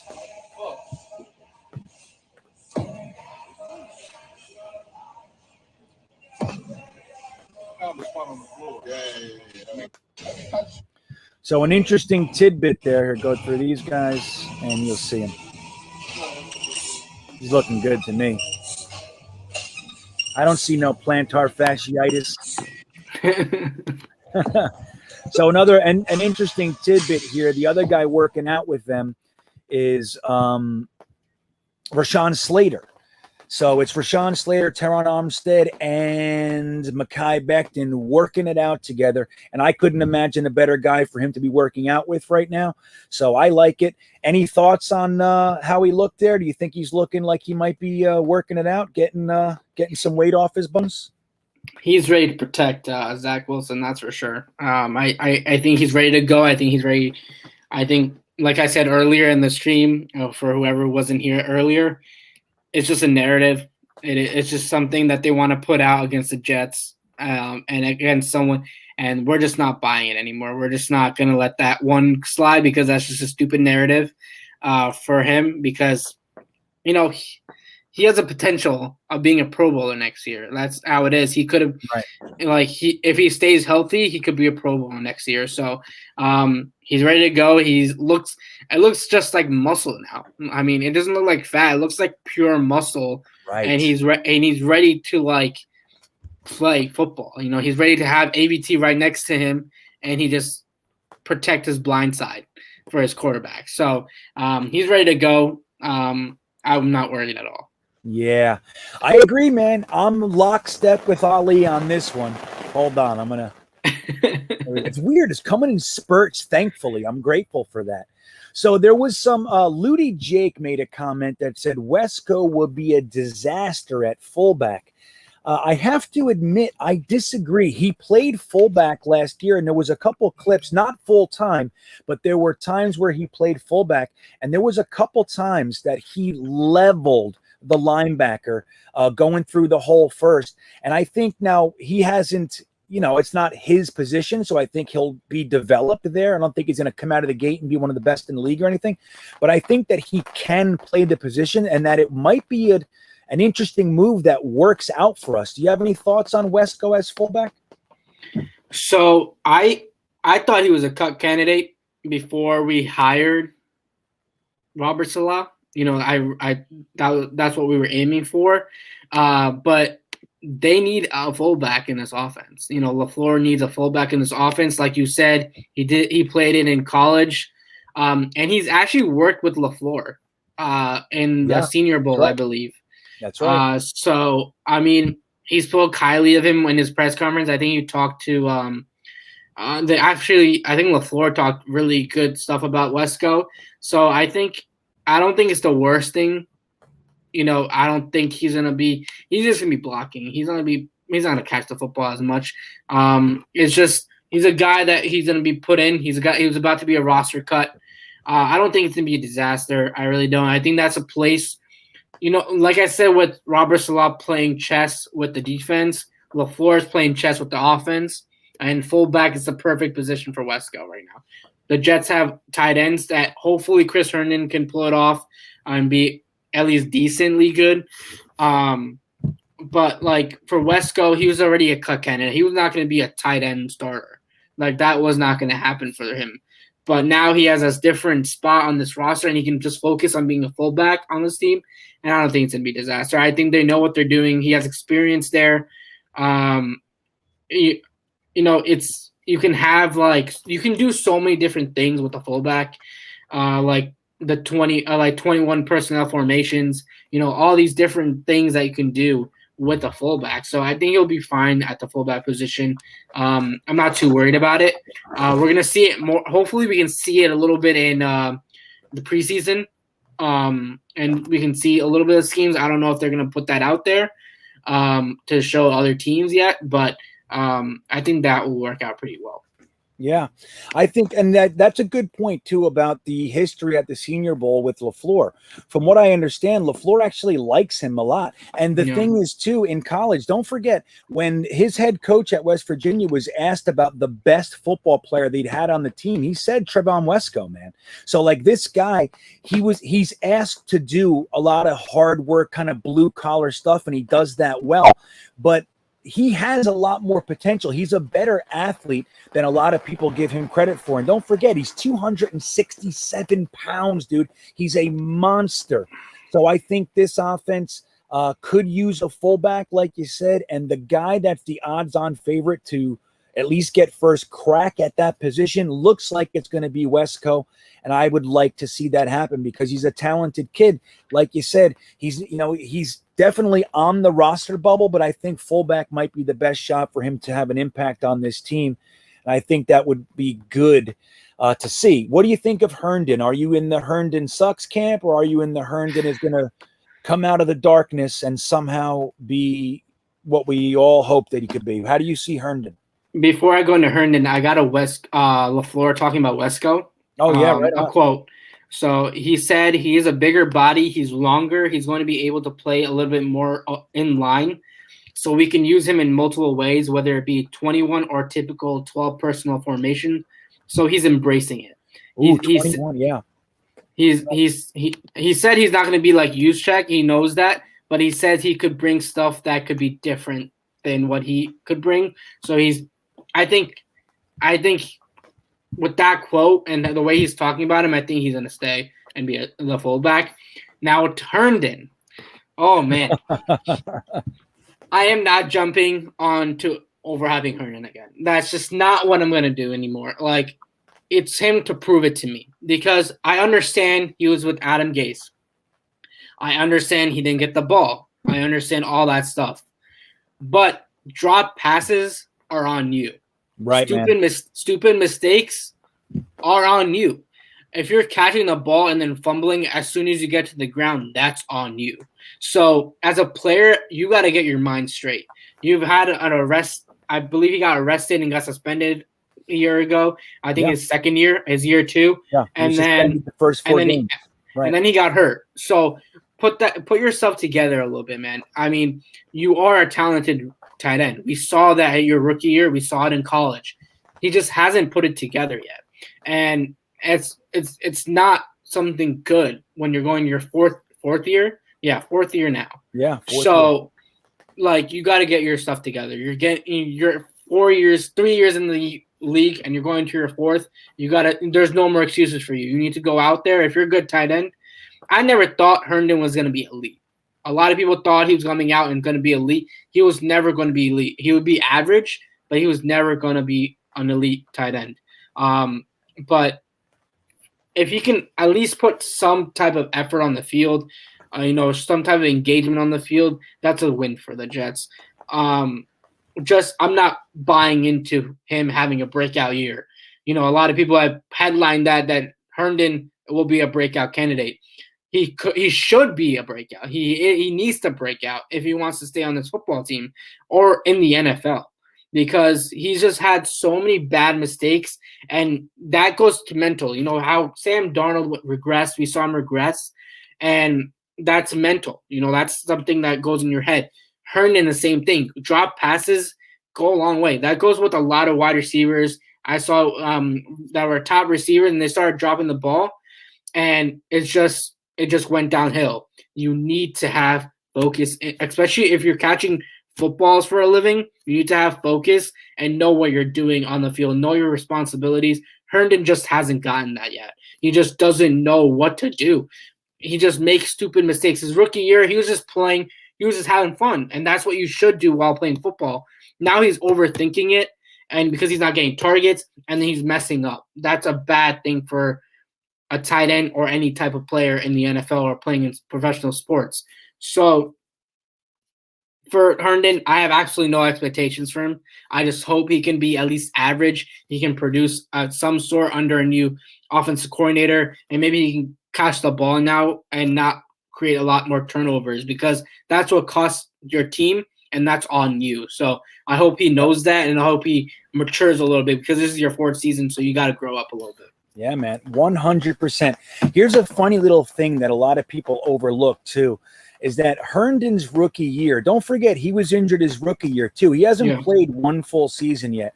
But the other thing is, even that rookie year that we were all so high on him, he caught 39 passes. Tyler Kroft, who's widely regarded as a blocking tight end, had 42 catches his best year. So the blocking tight end we had has more catches his best year than Herndon, who we're all thinking is going to be some dynamic pass catcher, than he ever had in the NFL. So we have, just to keep things in line, it's like it's not necessarily realistic to think that he's going to be a breakout candidate. Rags Morales says it in the chat.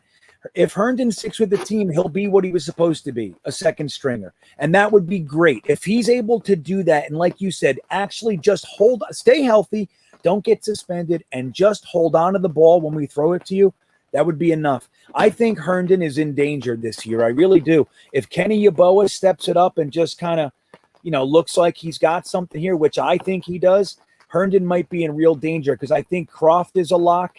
I think the Wesco thing, but he might be more of a fullback. And even guys like Ryan Griffin are showing up in camp, man. So Herndon's got a lot of work to do, and I think he's playing from behind here. But that's a really interesting way to look at it, man. Herndon has only caught 39 passes in his best year. It's not anything to really get all that excited about. Hey, he had some really good ones. That one in particular, everybody goes back to that one-handed catch when he got hit. Great catch. Can't take it from him.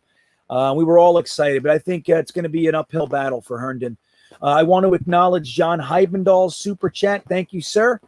I do appreciate it. GreenBean, the team looks good. The schedule looks good, and I think we'll be a good team this year. Let's freaking go. I'm ready for some football. Well, John, I got to say, I am absolutely with you. I agree with every word you said there. I think the team looks good. I think the schedule looks good for us, and I think we're a good team. And I couldn't be more excited. I can't wait for training camp, man. I can't wait for training camp. I just want to see these guys running around. I couldn't ask for anything more. We're halfway there. Any minute now, they're going to be running around in pads, and I'm excited about it. So thank you, John. I appreciate it. Let's see. I saw something else here. What is it? Let me see. Herndon is a plane. Okay, Rusty. Wait, where was it? Sorry, hold on. You think so? Jordan Victor says he thinks Yeboah is going to get cut. He seemed to be overhyped.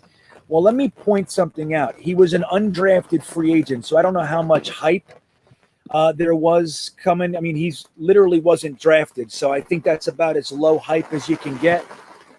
But the thing is that the Jets said they had him as a 4th round rating. And I think that was 3rd to 5th round was where everybody had him rated. There's a conscious devaluation of the tight ends going on right now. We saw lots of tight ends that 5 years ago would have been top 5 round picks that made it to the 7th, to the 6th, to the undrafted free agent realm.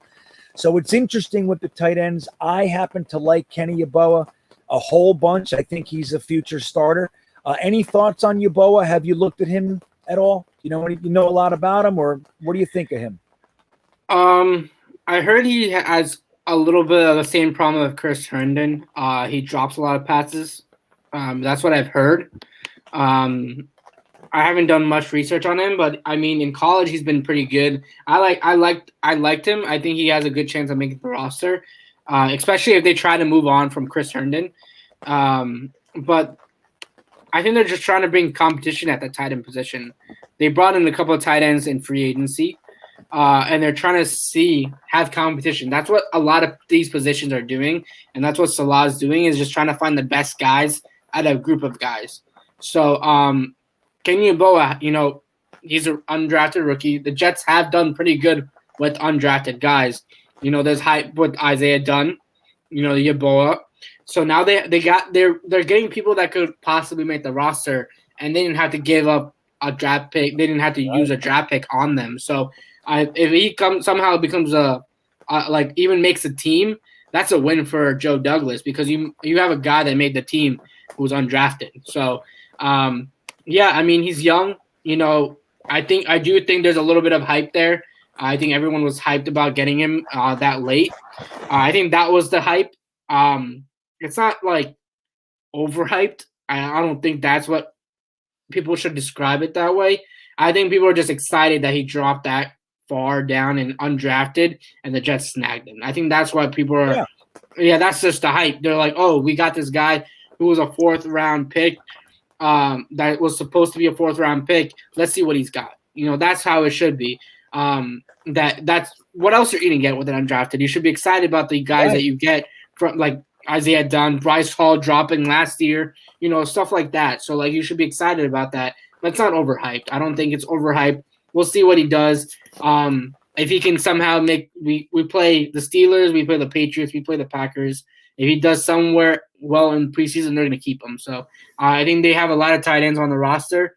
They got some veterans in there. So go for it. See if you can beat them out, it's your job. That's right. And that's a good way to put it, too. It's like, it's not that he's overhyped. I mean, look, I overhyped Yeboah. I overhyped a lot of tight ends. I'm a big tight end guy, man. That's my kind of football. I love 12 personnel.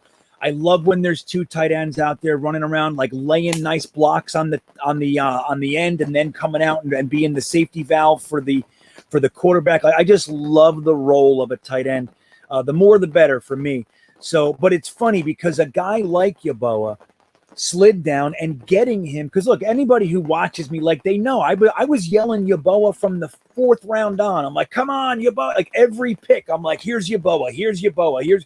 And the fact that we didn't draft him, yet he was the first free agent we signed, was exciting. And there's nothing wrong with it, right? Like you said, we've done well with our undrafted free agents, even going back to I believe Sione Pauha was an undrafted free agent. Maybe I know Snacks Harrison was an undrafted free agent, and we've been able to consistently pluck guys from that section of the draft. Here comes the popcorn. Sorry, everybody. And it's great when you can, because like you said, you didn't use your capital. So if you can have 10 draft picks, make 10 selections, and then still get a contributor or 2 from your undrafted free agents, man, what's not to like about that? So I think, hey, man, Kenny Yeboah should get every opportunity to supplant guys that we know have had trouble. If the guys show up, hey, man, if Herndon shows up, busts his ass, and wins the job, who's going to be unhappy with that? If he shows up and gets 600, 800 yards, I'm going to be as happy as anybody else. The problem is I just don't think it's likely, and I'm ready to see somebody new in there without the damaged goods, so to speak. So, yeah, man, I think that's an interesting moment, the tight ends. Hey, you know what, Ali, the good news with us this year, though, is that not only do we have more talent, we're in a position to make tough decisions. So the guys that we cut would be guys that in years past were locks to make the team, and we're not looking at other teams' cuts to be our starters and stuff like that. And that's where we've been for far too long. Our wide receivers, our running backs, our tight ends, we're going to have to make some tough decisions, and some guys that are pretty good are going to get cut. That's a good thing, man. And we should all be happy about that. It's about time, man. You know what I mean? Yeah, I mean, I think a lot of fans go into what reporters and stuff say. I'm trying to be a reporter myself, and I know how this works. You can't believe everything we say. You can't believe every little thing is correct, because especially for a team that just has so many question marks, so many competition at every single position, you can't believe it. Like maybe Chris Herndon. Maybe they already said Chris Herndon is making the roster, Tim. Like, Yeboah is going to make the roster. We just don't know, because they're not going to show everything, right, in camp.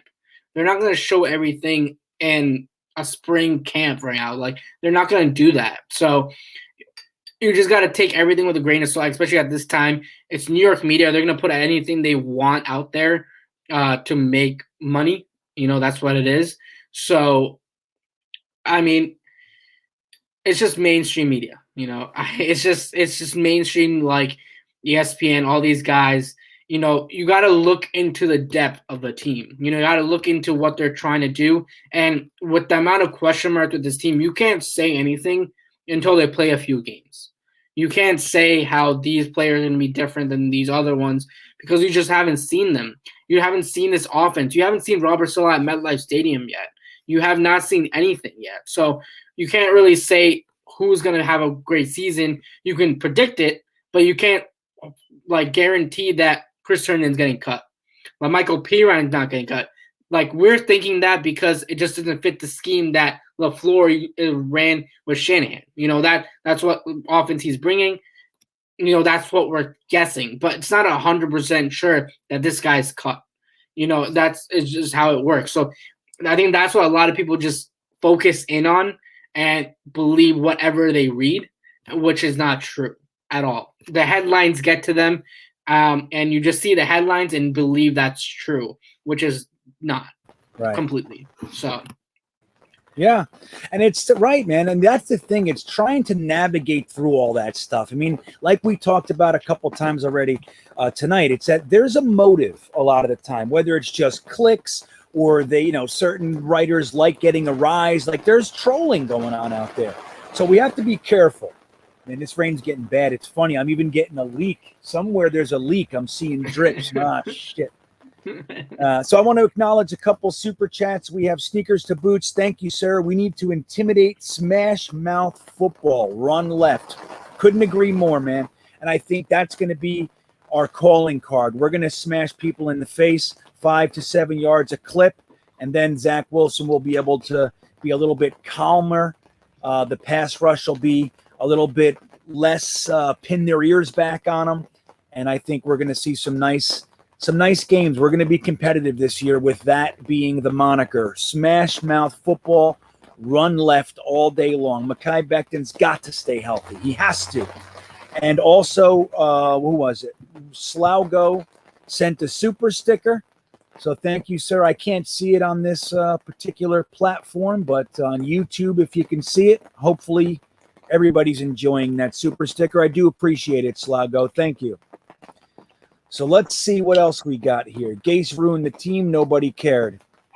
So, but that's a funny thing. Like you said before, man, we needed to get that low. We really did, because we stayed in this, 7-9, whatever, kind of middle of the bottom kind of thing. And it was always like we never hit that bottom. Last year was the bottom that we needed. We needed a complete house cleaning, a complete overhaul. And I don't know if we would have got there without the complete ineptitude of Adam Gase. And not for nothing, he was integral in getting Joe Douglas here. I do believe that. And I'll forever be grateful for him for that. Get us down to be able to get Zach Wilson.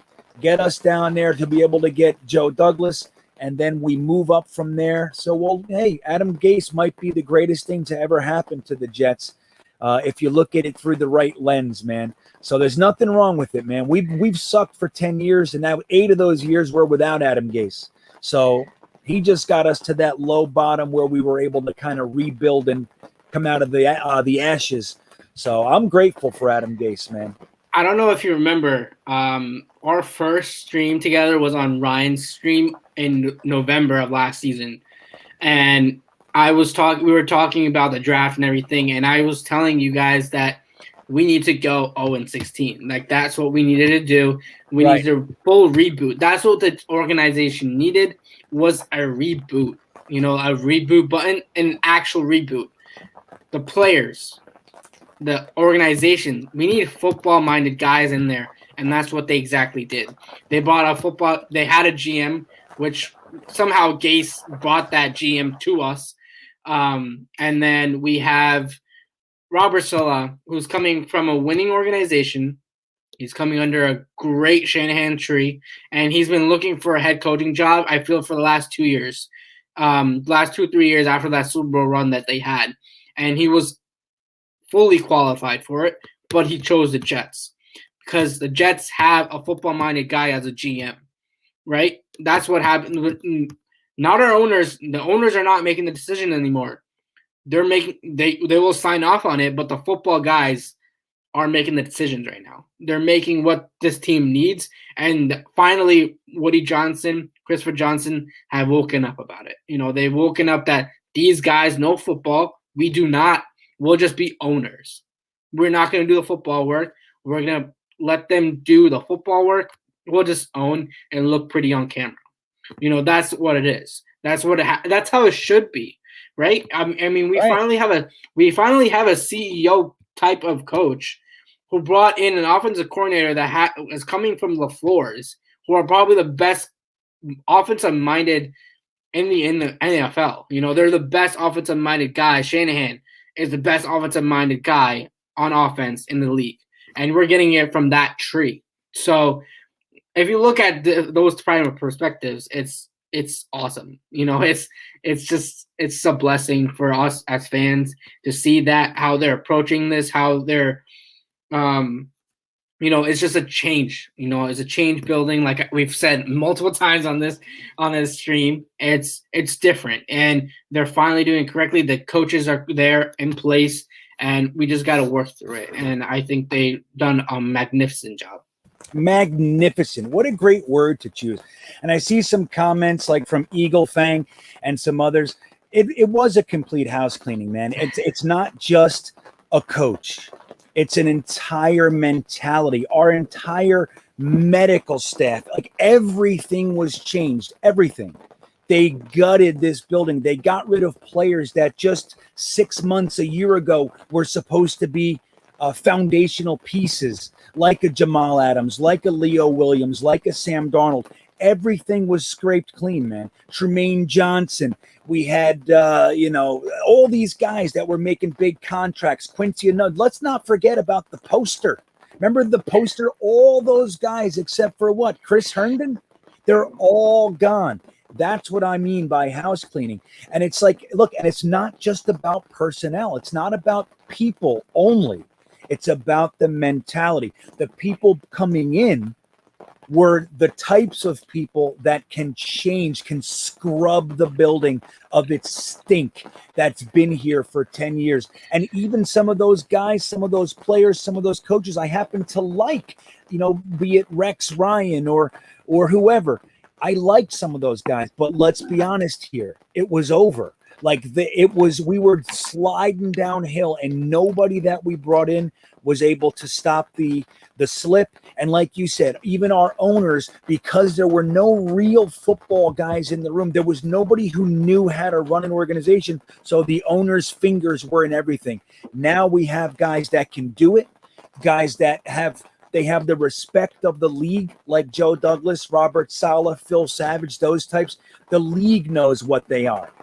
The Johnsons can pull back and be owners. They're there to sign checks. And now Woody Johnson has an Instagram and a Twitter. He's asking us questions like what color jersey. Yeah, that's perfect. Do that, Woody. That's what we want to see you do. We like you. We'll be friends. Sign the checks that Joe Douglas needs signed, and then that's it. No more coach and GM, both reporting like they're on the same level. Dude, that's out the window. It's gone. So even that, the whole reporting hierarchy, the whole structure is gone. Everything's gone. It's a new era in Jets football. Now, will it be successful? We don't know, but it's definitely not the same that we've had here over the past 10 years. And guys, what else could we really ask for? You know what I mean? Like, we don't know what the future's going to hold, but I got to say, bringing in guys like Zach Wilson, like Elijah Moore, like Mekhi Becton and AVT, it's a pretty damn good place to start, in my opinion. They're young and hungry. That's what it is. This team is young and hungry. It goes from the coaching staffs to the players. This coaching staff is young too, right? They're young, and they want to win. LaFleur is so young. He looks like a child running around on the field in the photos that we've seen, and he could be a mastermind. We don't know that. He's young. He has young quarterback. He has got young offensive line, half of it at least, and you got young playmakers everywhere. You got young playmakers on defense, and you have guys in their prime ready to play for this team. And that's a recipe for success, in my opinion. And a lot of people are not looking at different disasters around the league. The Lions, the Texans. I mean, there's other disaster and wildfires around the league that are much worse condition than New York Jets. And the Jets, and they're not going to mention them because it's not New York. It's not this media in New York. And that's why they're going to always bring the New York Jets name in there. And that's what gets to a lot of these quarterbacks is that if you play bad, I think Mark Sanchez actually was on a YouTube video I saw on a YouTube video a couple days ago, and he was giving advice, like what advice would you give to Zach Wilson is like, be great, be yourself. Like, you can't get so down because if you suck in New York, they will kick you out of here. And you just got to keep being yourself and just keep getting better. That's what they want. I think I saw Mark Sanchez being like the worst draft pick since 2006. I don't think we talked about that yet, but that was disrespectful in so many ways, especially with Hackenberg and Polite, Ja'Kai Polite, and whatever these guys are. Like, who are these scrubs? And we're gonna bring Mark Sanchez. Yeah, dude, even a pick like Jamal Adams, right? Like, he's a good player and all that, but look at the situation there. We had no quarterback. We just wasted a second-round pick on Christian Hackenberg, and we don't pick Deshaun Watson or Patrick Mahomes so we could take a safety. If you look at it situationally, I would argue that Jamal Adams was a worse pick than Mark Sanchez. And it goes on and on. What about Vernon Golston, Dean Milliner? It goes on and on and on. It's a joke, in my opinion. It's a joke. It has to be a joke because there's no way in hell. Like I said, Ja'Kai Polite, there's so many picks that are worse than him. And even if it's just first rounders, there are worse. Mark Sanchez was in 2 AFC championship games, beat Peyton Manning and Tom Brady in the playoffs. He's not the worst draft pick on those 2 games alone. I know the Jets have a crazy defense. I know the Jets had an insane offense and stuff, but Mark Sanchez has to make plays too, right? Every great quarterback has a supporting cast. That's how they win Super Bowls. You got to have a full team. It's a team sport, and he did what he had to do every game. That doesn't make him a worse draft pick because he had a good defense. He had weapons around him and stuff like that. That's how you build a football team. That's when the Jets knew how to build a football team around your quarterback. So, the Buffalo did ruin him a little bit, but that doesn't take away from his other past achievements. Right. I've seen so many bad Jets games, man. Obviously, fumble is the spotlight, but I've seen a lot of bad football games for the Jets. Bad. We've gotten absolutely creamed by teams in the last couple of years. You can name 5 from the last 5 years that we just got smoked. And you can't just put that on one guy. He's not the worst draft pick. That it's simple. He was not the worst draft pick in the last since 2006. I think the list they were trying to make from 2006. Hell no, man. I can think of Hackenberg, Geno Smith, different quarterbacks. Not even like other positions. Quarterbacks that are worse that we drafted. So what about Sam Darnold? Sam Darnold's on the team. Right. So I agree with. I think it's look. I look. People can think what they want, and I know it's all fine. But I happen to staunchly disagree with that, and I have 20 reasons why, just like you do. I think it's just silliness. It makes no sense to me. A guy that gets to 2 consecutive AFC Championship games, even considering the team, like you said, he's got to make plays too. He played those games. You know what I mean? He threw those touchdowns. So anyway, I think it's a joke. I want to acknowledge one more final super chat from Jordan P. Thank you, Jordan. I appreciate it. The biggest thing about this staff is they want to coach and play young players. And Saleh is a CEO head coach, so different than previous defensive coordinators and head coaches that we've had. Dude, when's the last time you saw actual player development going on this team? The reason that we spend so much in free agency is because we don't develop our own players. You can make a case that Robbie Anderson was developed here. You can make a case for a few guys here and there. But overall, we have not developed a player. Look at Sam Darnold. We have never even given him a quarterback coach. Jeremy Bates was his offensive coordinator / quarterback coach when he was drafted. And then Adam Gase didn't even have an offensive coordinator. Don't give me that shit that Dowell Loggins is an offensive coordinator. He's not. He's Adam Gase's buddy. That's all he is. So we couldn't even develop our quarterback. Now we have coaches that actually talk about developing players, playing the young guys. They're not running out there panicking and, like you said earlier, spending money to panic and bring in a cornerback or a backup quarterback. They're looking at their young guys. And that, to me, speaks volumes. No, yeah. I mean, you said it perfectly. I mean, we've been preaching it since this entire offseason of how this played out. We've been preaching it that this team is on the right direction. You know, this team is finally knows what looks like they know what they're doing. And they're trying to figure – you get a team guy from San Francisco, you got a team from Philly. They're both appearance in the Super Bowl. You know, they were in the Super Bowl. In the last 10 years, they were in the Super Bowl, and these guys were there. And they were involved in bringing those guys Super Bowls. So if you look in that perspective, you have guys that seen how teams are built, and the teams are built is building your own talent. You can't use free agency. You can use free agency to bring some talent in to make your team better, but to get a groundwork, get the depth, get the actual foundation in your organization is to build your own talent. And that's what they're trying to do. They're bringing competition. They're bringing a whole lot of cornerbacks, a whole lot of safeties, a whole lot of wideouts, a whole lot of running backs, a whole lot of tight ends, and just telling them to go out and we'll see if you can make the roster. That's what they're pretty much saying, is that you got to prove to me that you will play, give it 100% on game day. And that's how you build. That's competition brings out the good in players. I played football. I played basketball. We would be on the field competing against each other because we want to play on game day on Fridays. That's what our game day was, and we wanted to be on the field. We wanted to impress the coaches, and we every practice, every training camp, we wanted to be the guy that's after just doing whatever we can to be on the starting role. That's what Saleh is bringing. He's a CEO. He knows that people have stuff to do. These are men, and he wants to treat them like men. You know, this is their profession, and they want to succeed. He wants them to succeed, and he understands stuff happens in life, and I think he's given that. But that's what players like. They want people to care. I know it's football, and it's not all about football. It's all about they should trust their head coach. If they trust their head coach when they're down to a touchdown, and it's a game to go to the playoffs, they want to trust their head coach on calling the plays and getting them there. And they trust each other to win football. That's how you build a team. The Jets have not had that.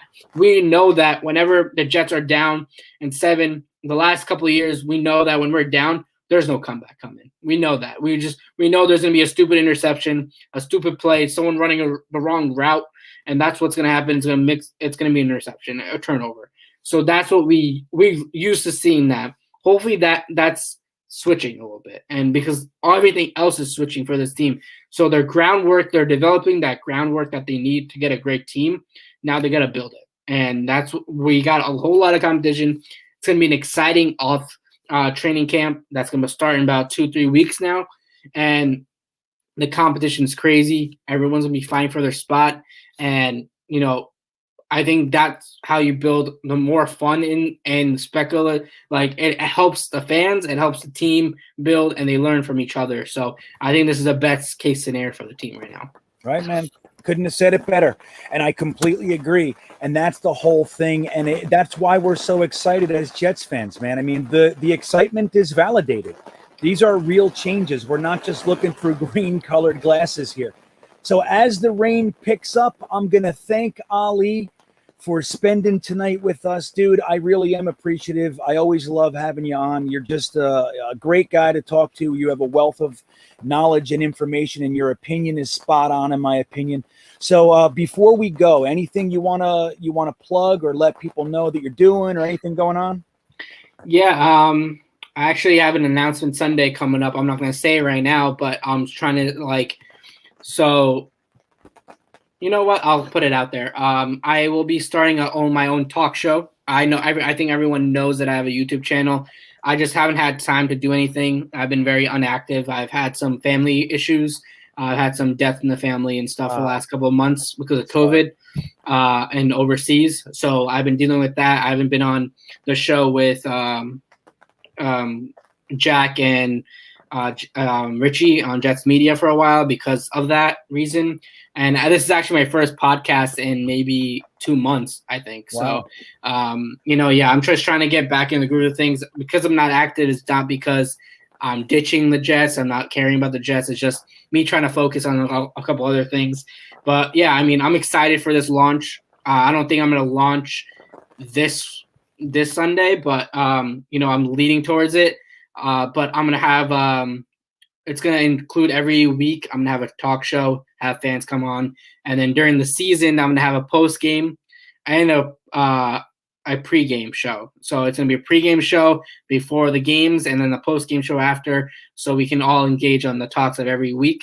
And I think that will be really fun. It'll be daily videos as well. So I'm trying to get in the groove of going on YouTube again. I think it's really fun to be on the mic and express your opinions and have, talk to other people. So, I mean, it's been a rough couple weeks, I guess. I just trying to make my mind back into the groove of the Jets. Obviously there was nothing really going on for the Jets, so I really wasn't engaged as much as I should be. But, it's football is a way to getting your mind straight, and that's how I've dealt with it. I dealt with when my dad passed away in 2018, that's how I dealt with it.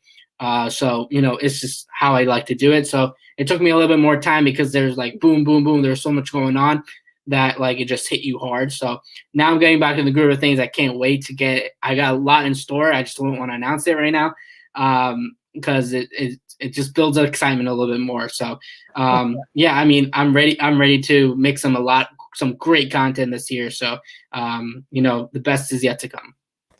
Well, hey man, I'm really sorry to hear that you had some issues with the family. It's just never easy, man. And look, that's what's first, and everybody knows that. And look, man, we're happy that you came back tonight. And but it is what it is, man. You take your time, but just know we all love you. You know that. You can see the comments. Everybody's happy that you were here, and it's good to be able to spend this time with you, man. And I do appreciate you're coming back, and we'll look for your big announcement. Ali is going to have his own talk show, and we'll all obviously be tuning in for that because who's better than Ali, right, man? So with that said, we are going to end this one. I want to thank everybody for hanging out with us. This was a good one. I appreciate all of your involvement, chat. You guys are the absolute best. And I will see you next time. We have lots of stuff coming. That we're one day closer to training camp, everybody. So Ali, thanks again, man. Have a great night. And good night, everyone.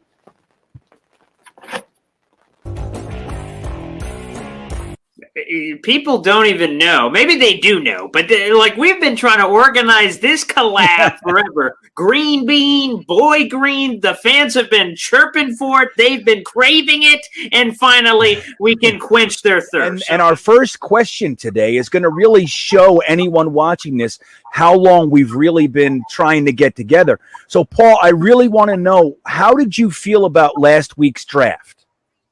Yeah. That's awesome. See, again, to the fans. That's just hits up.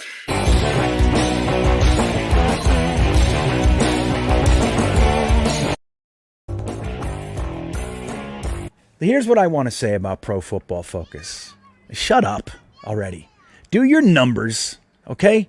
Do your numbers. Tell us what your PFF score for the backup offensive lineman on the Los Angeles or Las Vegas Raiders is, so we can argue about it with our friends, and shut up with everything else because you guys don't know what you're talking about. That's my thoughts on PFF. Shut your face already. Nobody cares. You're dumb. Either get your house in order and be consistent with your writing, or just stop it. So that's that. That's all I got to say.